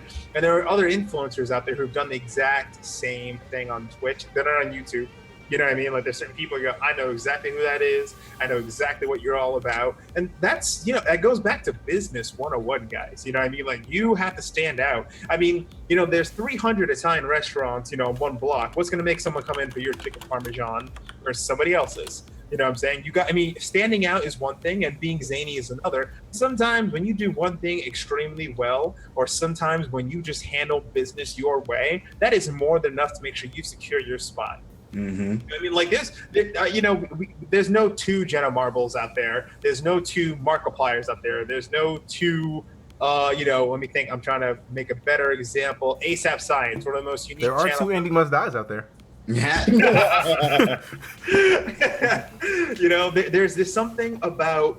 There's something about having your unique style that I think everybody needs to take a moment to really sink in. Like, take 15 minutes to be like, this. You know what I mean? Like, this is me. You know what I mean?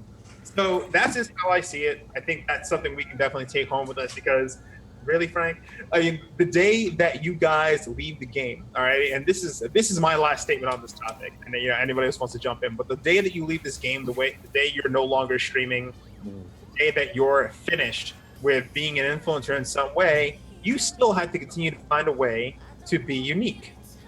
Period. That is going to have to come back. You're going to have to find a different business practice. You're going to have to stand out at work. And then when you're even older than that, when you're in your mid-50s, you're going to have to find a way to stand out. So you're up against a lot of other young bucks. If you're going to have a business, you have to stand out. So you have to consistently know who you are as an individual. Finishing off. Derailing. Was that why your bed was messy earlier? We'll have to think with You furries, just gotta fam. break out the Pikachu Kigurumi, man. It's just But Pika P, motherfucker. to point on that, like, I've had multiple people asking me about like gimmicks, and like, man, I should do this, and it'll help my stream stand out. And one of the things that I can say that works for me is that I don't do a gimmick, mostly because I'm amped up 99.9% of the time. So for me to come on stream and wild the fuck out, like, for me, that's standard. Like, that's me being me. And that helps because I guarantee you somebody who has a specific gimmick will get on and not feel it that day. Right. And It's already happened with Future Man Gaming. Right, and people know when you're not feeling it. It's obvious when you're not feeling it. So for me, it's not for everybody to do a gimmick. And I'm not saying if you have one in mind that you want to do, I'm not telling you not to do it by any means. If you want to try something that's different on Twitch, go right the fuck ahead. I support you in it. But recognize that if you're going to have something like that, you may burn out. And a lot of people are asking me like, dude, how are you not burned out after 30 days of streaming straight? It's because I'm just playing video games, hanging with the fam. I'm doing what I would be doing anyways. It just so happens that I'm hanging out with the Night Core when I do it. So that's, for me, how it works. If it works for you another way, do what you must. And not to rely on other streamers to build your brand. Like somebody pointed out earlier in the chat, it's like, isn't the responsibility of bigger streamers to help the lower streamers? It's like, no, their responsibility. There's no responsibility for one business to build another business. Right. Okay? It's responsible for you to build if we yours. replace all the words of stream and cast and things like that, it would be the exact same thing in any other business. But that for me, like I think that's just it. Because have I gotten a lot of help? Hell yeah. I have a mod team that's fucking amazing. These gentlemen here in this cast, amazing, because I know I can go to any one of them at any given time and talk to them, and they know what I'm going through. They understand it. They can give me some pep talks if I need it.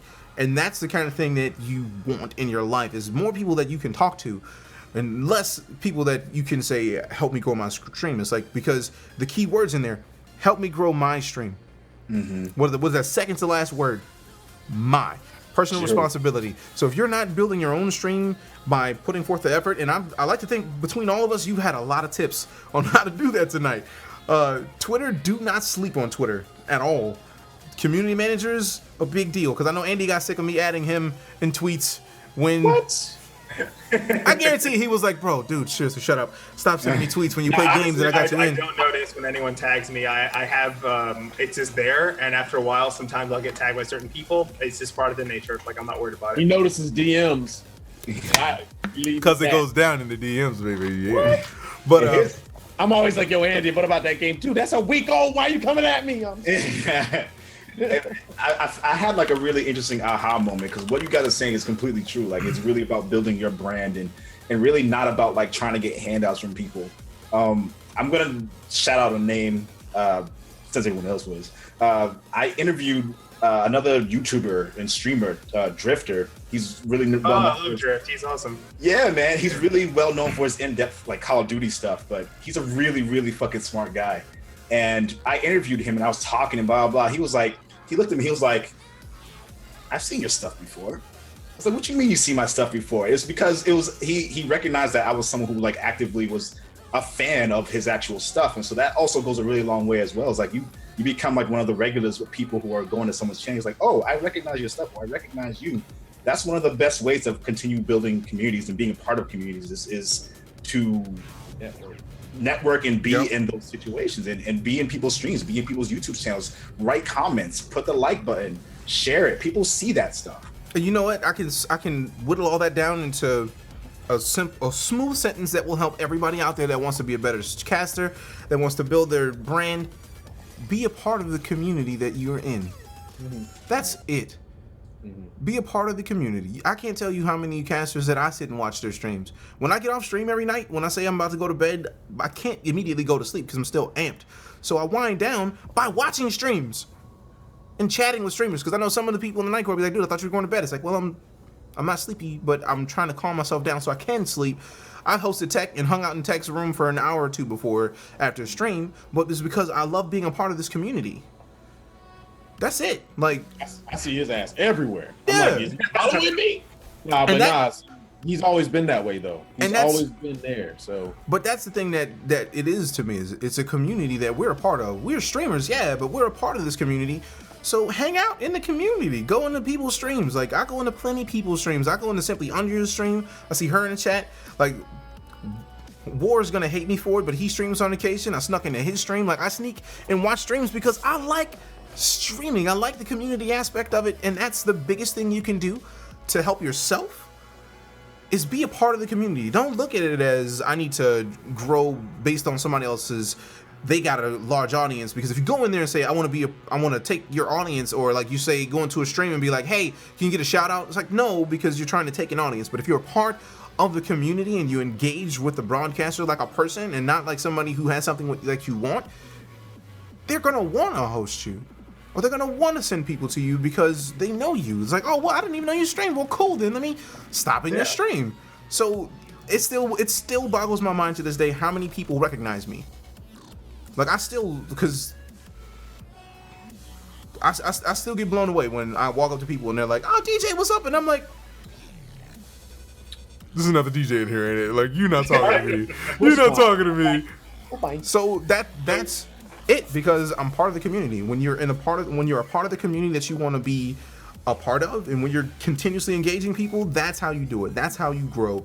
That's how because you're growing in the community. That's it. And Frank, what's our next topic? Because I feel like we've been talking about this for like an hour. Yeah. I was gonna say, how do we segue into this one? But I handled that. Oh, our next topic was it was a closer. It was just what we've been up to, things that we've been doing, things that we're thinking about doing, things we're doing in the future, present. Just something on either a personal level, streaming level, whatever you want. Something to get you guys in chat a little bit more personal with us, just to just a regular dude talk. what are we up to? All right, so let's Well, make this did we easy. all just do the chin thing at the same time? Really? So I don't know why. All right, listen. I Okay. think we all did that deep breath thing too. Like, I What mean, I am feel I like up I don't to? know why that Idris Elba kind of looked like. I don't know. Was Denzel? No, Denzel didn't do it first. Who did it first? I don't know. I can't remember. It's just that face that everyone seems to do. It's ridiculous. But you know what? If we talk about what we're all up to, I guess maybe we should move on to, I don't know, what's up for the month. Yeah, that's something good to go. All right, so I mean, let's we can go so broad. I mean, we could talk about having children, getting married, having babies. Damn, Andy. man, What? that's what's really on your mind. All right, two of you are living. I mean, all right, DJ. I don't know where you're at. Frank, aren't you almost like living? Are you living with your young lady? I'm not sure. He came down here, saw my pants, and then went home. On the real, I she mean- wanted to finish school. She came down here like premature. She wanted to go. She came down here and she saw all the stuff I have. Like I have a house now, a car, doing all this adult stuff that I finally got into doing. And so that kind of threw her for a loop. And she was just like, you know what? I need to go back and get my degree and start so I can bring something to the table. And my parents really, really respected that, because the first thing they thought was this girl just coming down here moving in the house. Hello? She doesn't have a what? She's not doing what? Oh yeah, my mom is the exact same way. Like I mean, any woman I've ever dated has been legitimately nervous about. We're back to women again, of course.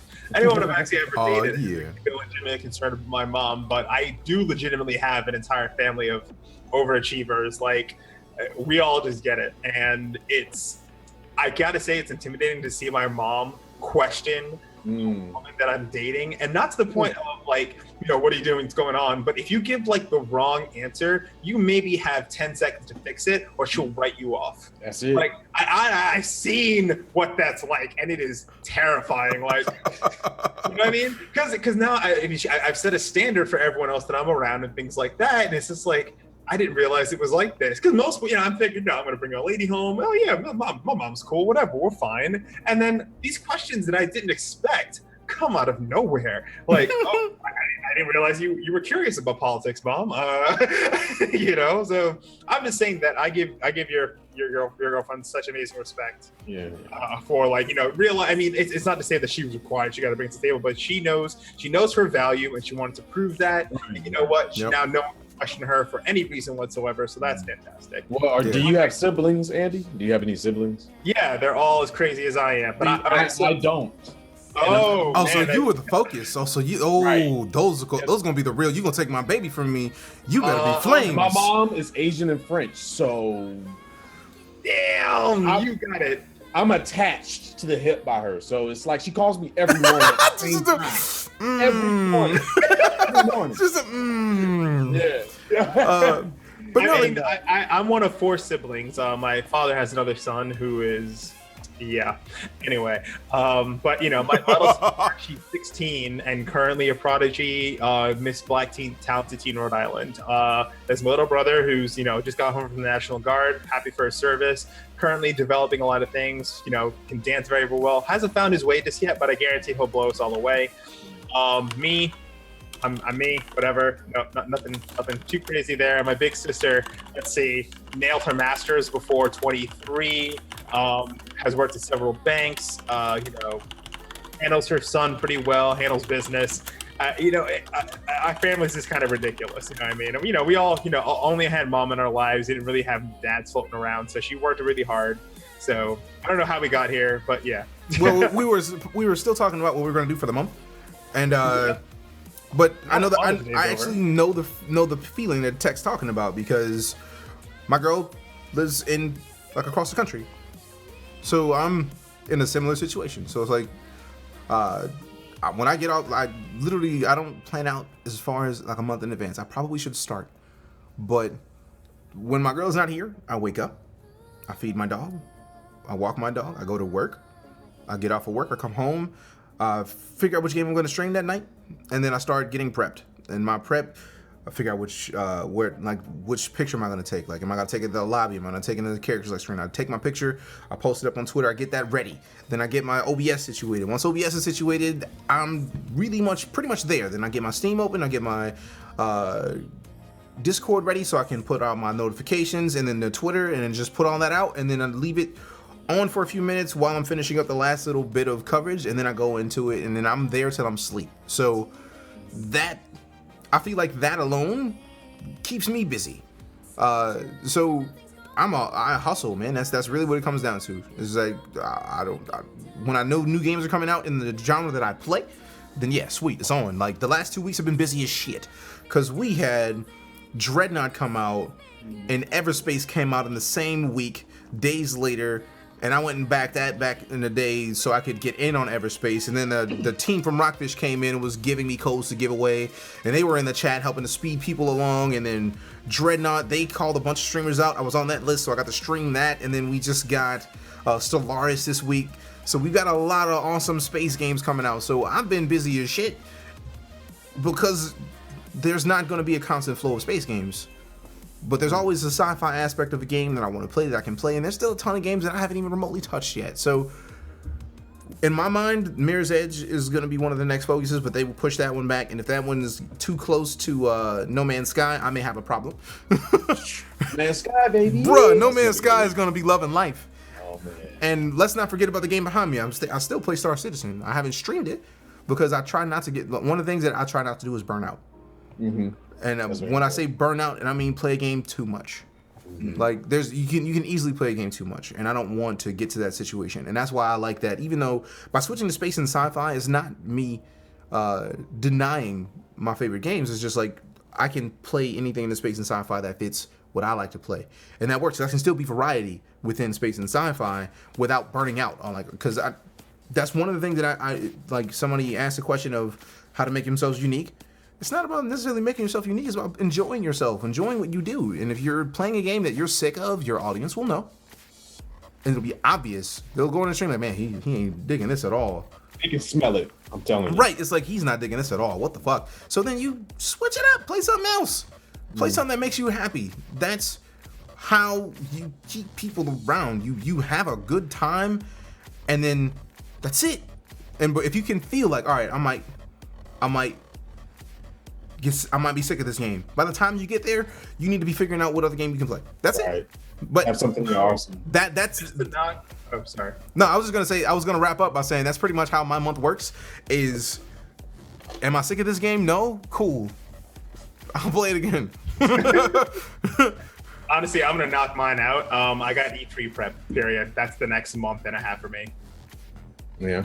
That's it. That's it.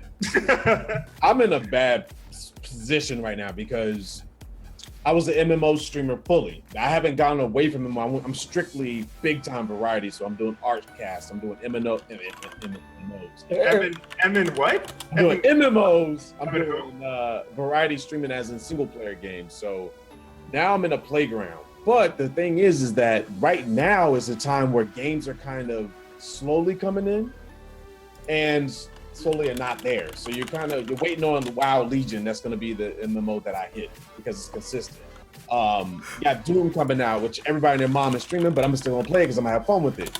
We have No Man's Sky coming out. We got DJ Knight that's hugely known for space games. We got Code that's going to play. We got Elon. We got all these people that's going to touch it. So there's a lot of preparation and getting my mod team prepped and getting the ads out, getting the giveaways ready for the month. And social media, I'm always on social media. I'm always networking, always in other people's chats, checking up on other streamers. It's not all about me all the time.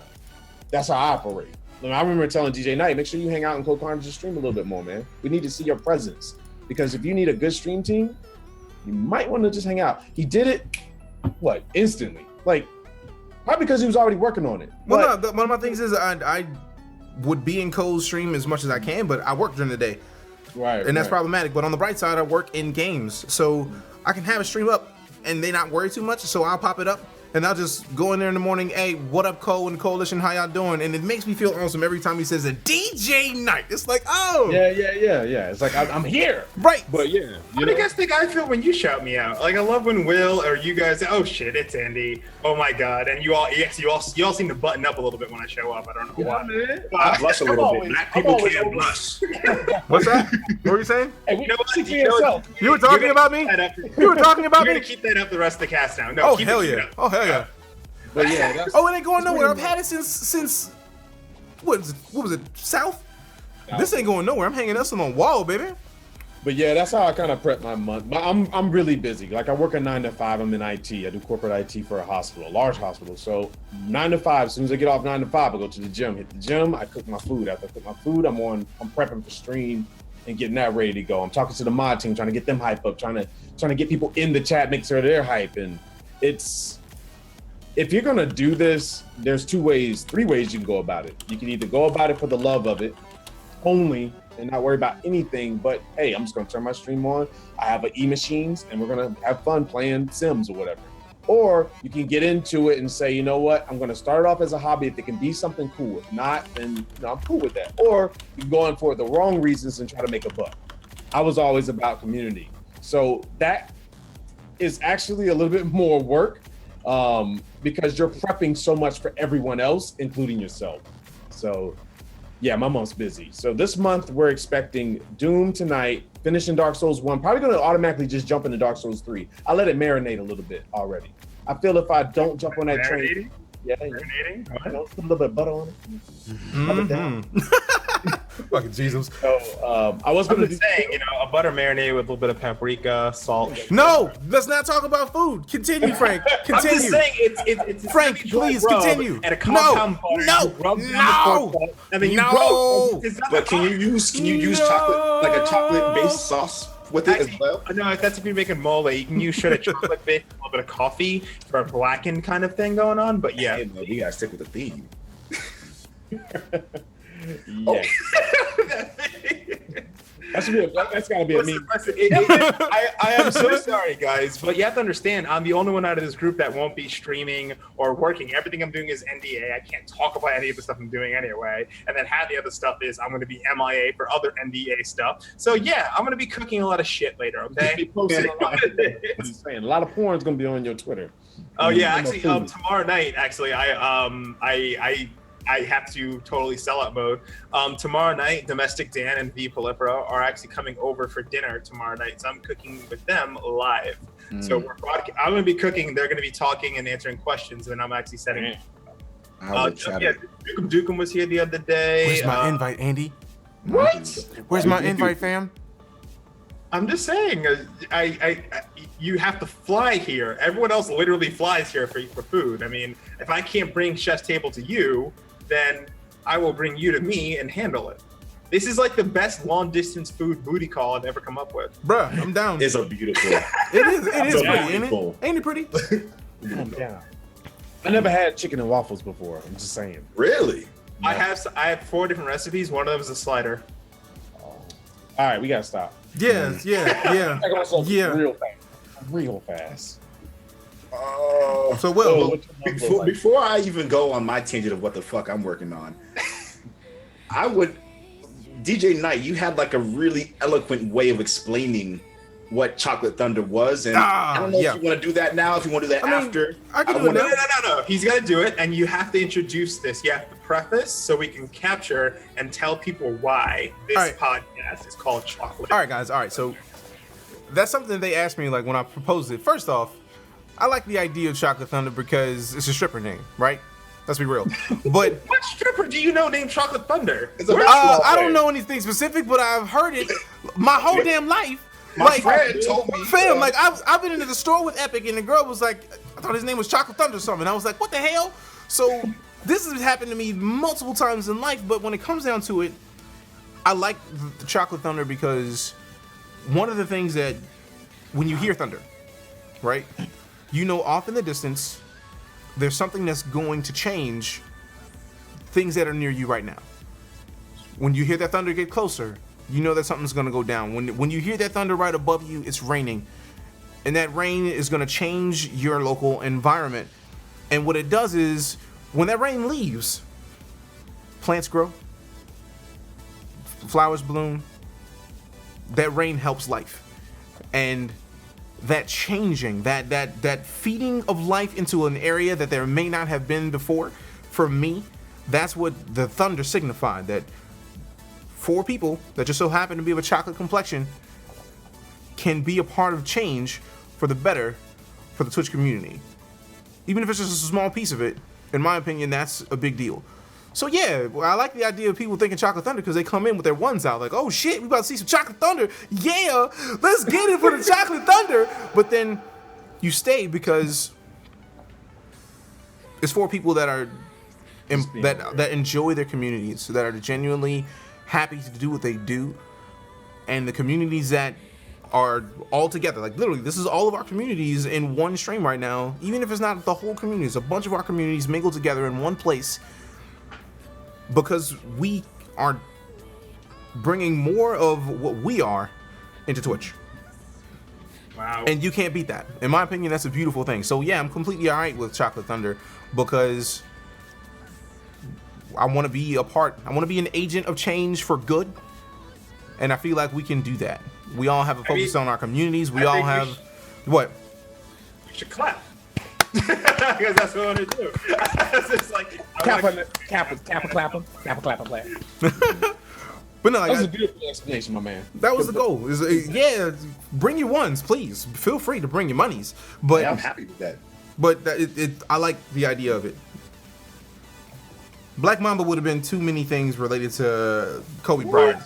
That would have been too. Plus, that'd have been that's a little too much. That's a little too Can you much. please show us the proof? Because, you know, scientific stuff shows proof. Sorry, I just dropped it on stream. I'm sorry. It's not like I wanted That actually reminds me that something that I told Epic and I have never told anybody, but I feel like this is the perfect environment to even mention it.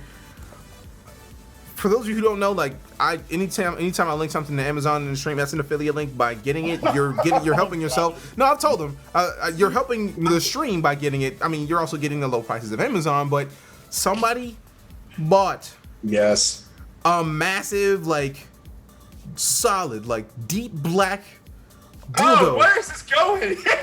They bought a massive phallic object. We're talking huge. Like it was real life huge. I looked into the link because I didn't know it could happen until like I saw Tao doing it, and he was like, "Well, this person bought this," and then I looked into it and I was like, "What the hell did they buy?" And then I clicked the link and I was like, "Oh, she was all up in your face." Oh, they bought that. I mean, And that's only the face. That's the only face I could make at the time. I was like, I say, damn.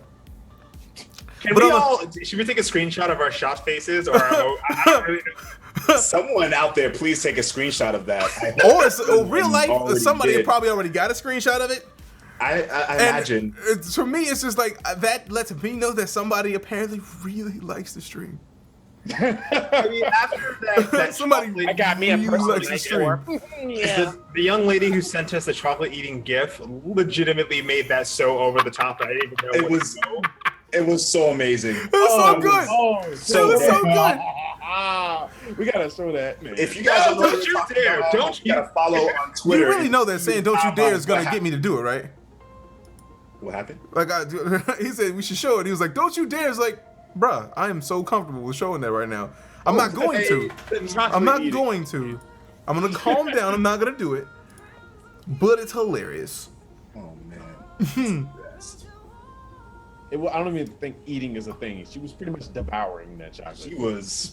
It was going. It made me feel. I had to shut my stuff down at work. I had to take a shower. I was like, I feel mad. I She was feel enjoying her chocolate, man. That's, right. Like she was all about that chocolate. I was like, She was just in that thing, and Well that led played. on to like a 10 to 20 meme post after. oh, that. it was a train of memes after that. That turned into a definitely train meme. Sometimes, you know, what's great about Twitter, one of my favorite parts about Twitter is the people who attempt to hijack particular tweets. Like, yeah, I know what's going on. You weren't there so you can't really catch on, and all you do is see this line of things going on. It's like the worst part of a Twitter is that there is an inside joke happening, and all you're doing is desperately trying to get on the train because you're just like, this looks funny, I want to laugh, but no, we're here.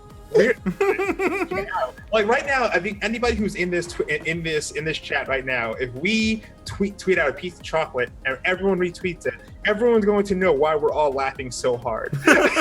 True. If you were in the chat, and if not, all you're going to sit there and go, "What? You know what? In fact, actually, I'm going to tweet this out." I was just about to say, if you know, I'm gonna do it. We're about to make awesome. This, Alrighty, hold let's on. make some magic happen real quick. That's awesome.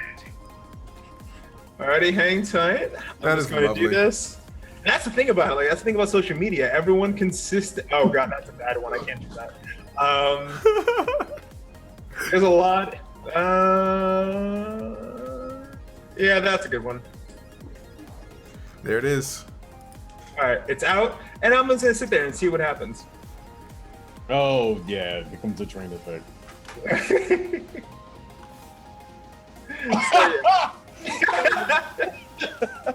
Oh, I gotta find the one Angela sent me. Now you know the joke. Why are you breathing heavily? That man took off the Pikachu and started. All right, so with that, do we have any other topics that we have not covered yet? I mean, I didn't talk about the stuff that I have going on mine. Do it. I'm gonna try to keep it short. Many people who are watching from earlier know that I'm a designer and illustrator, so I have a shit ton of products that just recently came up that I have to work on. So that's pretty much what I'm trying to take care of. I do that on stream as well, so I'll illustrate things on stream, I'll design things on stream. And I want to try to catch up with the backlog of games. I have a lot of games that I want to catch up on, but I'm incredibly excited for Uncharted. I'm going to keep streaming Uncharted 4 single player and multiplayer because even though there's not going to be as many people as there would be otherwise, like I really am enjoying the fuck out of the game. So I'm going to keep playing it. I want to get back to Metal Gear Solid 5. I want to get the platinum. Like a lot of people followed my stream because of Metal Gear. And I love Metal Gear. Crab battle. Crap. Crab battle. It's my favorite series of all time, and so I'm gonna keep rocking out with that. And Street Fighter 5, I want to get good. I want to get real good at that game. I'm gonna keep playing it. Yo, Eddie's looking at me. He's giving me that look. I'm still waiting for that time. Oh, wait a minute. Can I bust somebody's bubble? Please do. I love you, Andy. That's all I gotta say, man. Andy called me out on stream one day. I haven't played Mortal Kombat since I was like 16.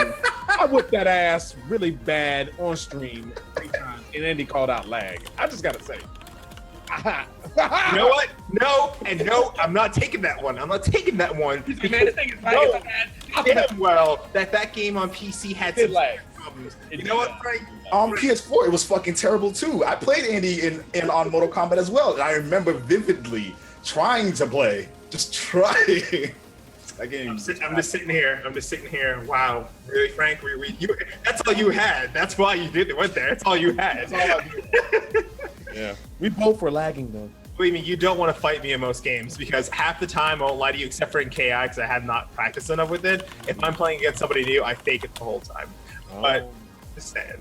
But Will knows what my Akuma is like, and he had to panic for a while. I did. I'm not gonna lie. I had to panic a little bit. We was playing Street Fighter 4, and I was like, "Yo, this was gonna fucking beat me with Akuma. To fucking jump in here, but fuck."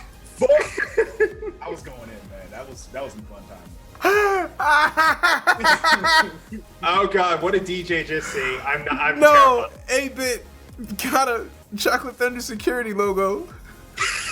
And he tweeted it at me, yo. A Chocolate Thunder security logo? Wait, what? I posted it in the chat, yo.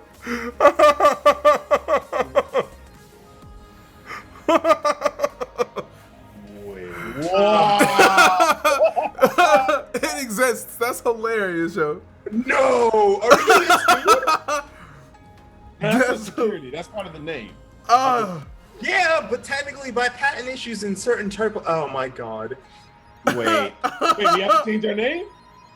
Oh boy. It's believe hilarious. That's real. It can't be. It can't be, yo. It can't be, yo. Chocolate Thunder Security with a brown. That is hilarious, is what that is. And it's raining chocolate. That and it reminds me of Zeus. Like you guys ever see Die Hard? Chocolate When Samuel, rain. You know, remember Samuel Jackson goes, "No, my name is Zeus. Father of Apollo means mess with me, and I will shove a thunderbolt up your ass, Zeus." That's exactly what that thing reminds me of right now. Die Hard reference. You know what? I love you.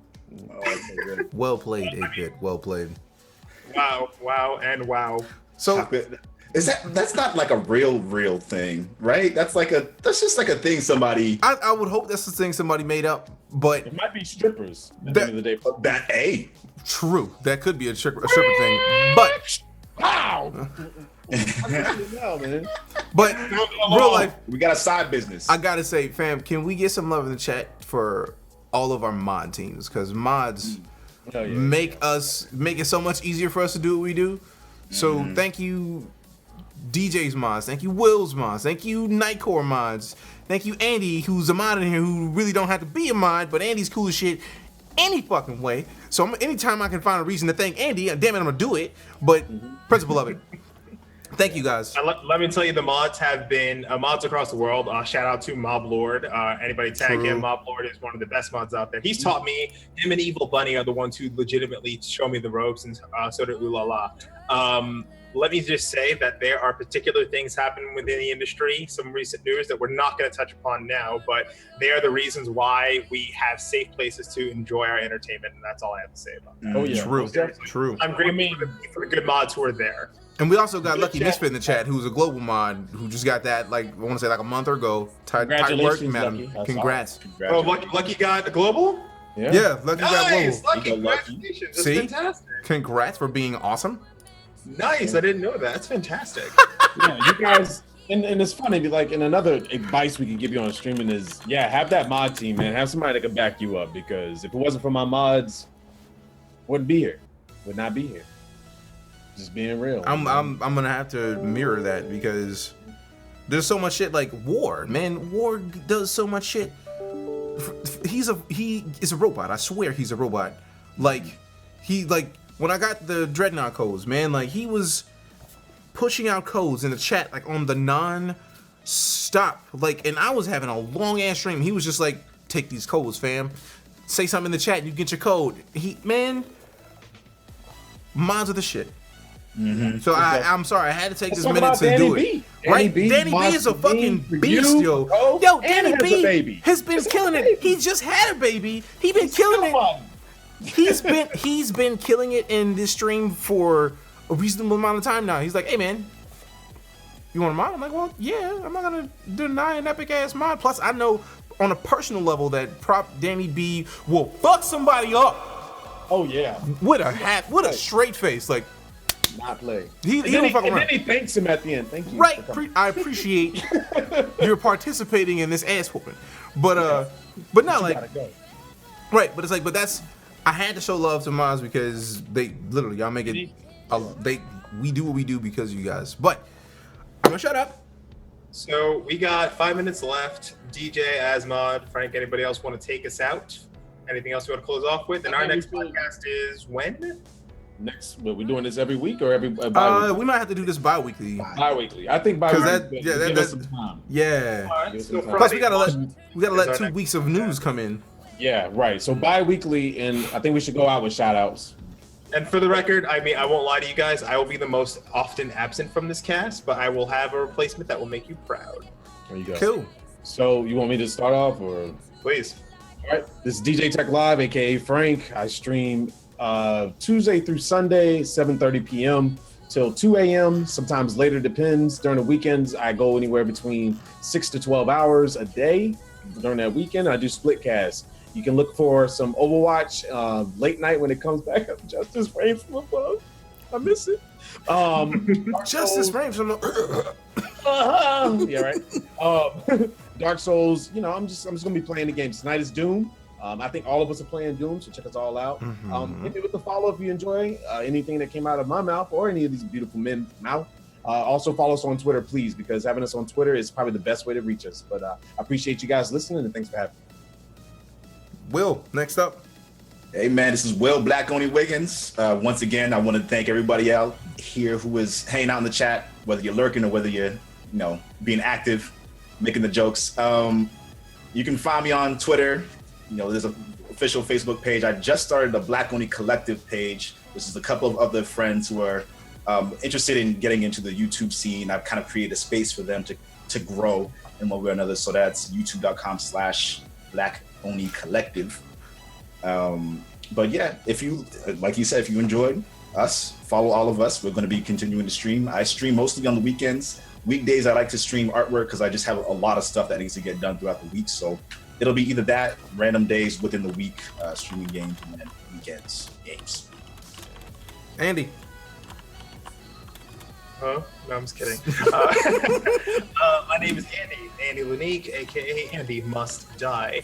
I do not stream professionally, nor do I actually spend any time. I'm just random. If you see me streaming, I either have important information to say or I need assistance.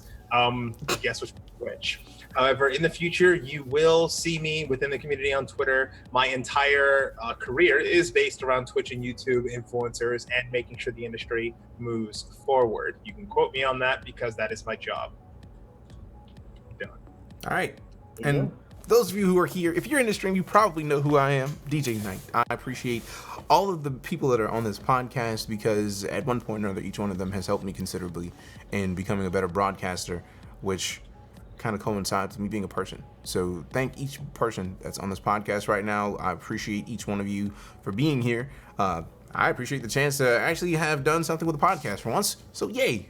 I can have a VOD to be proud of. The Chocolate Thunder reigns supreme. Wow! Right?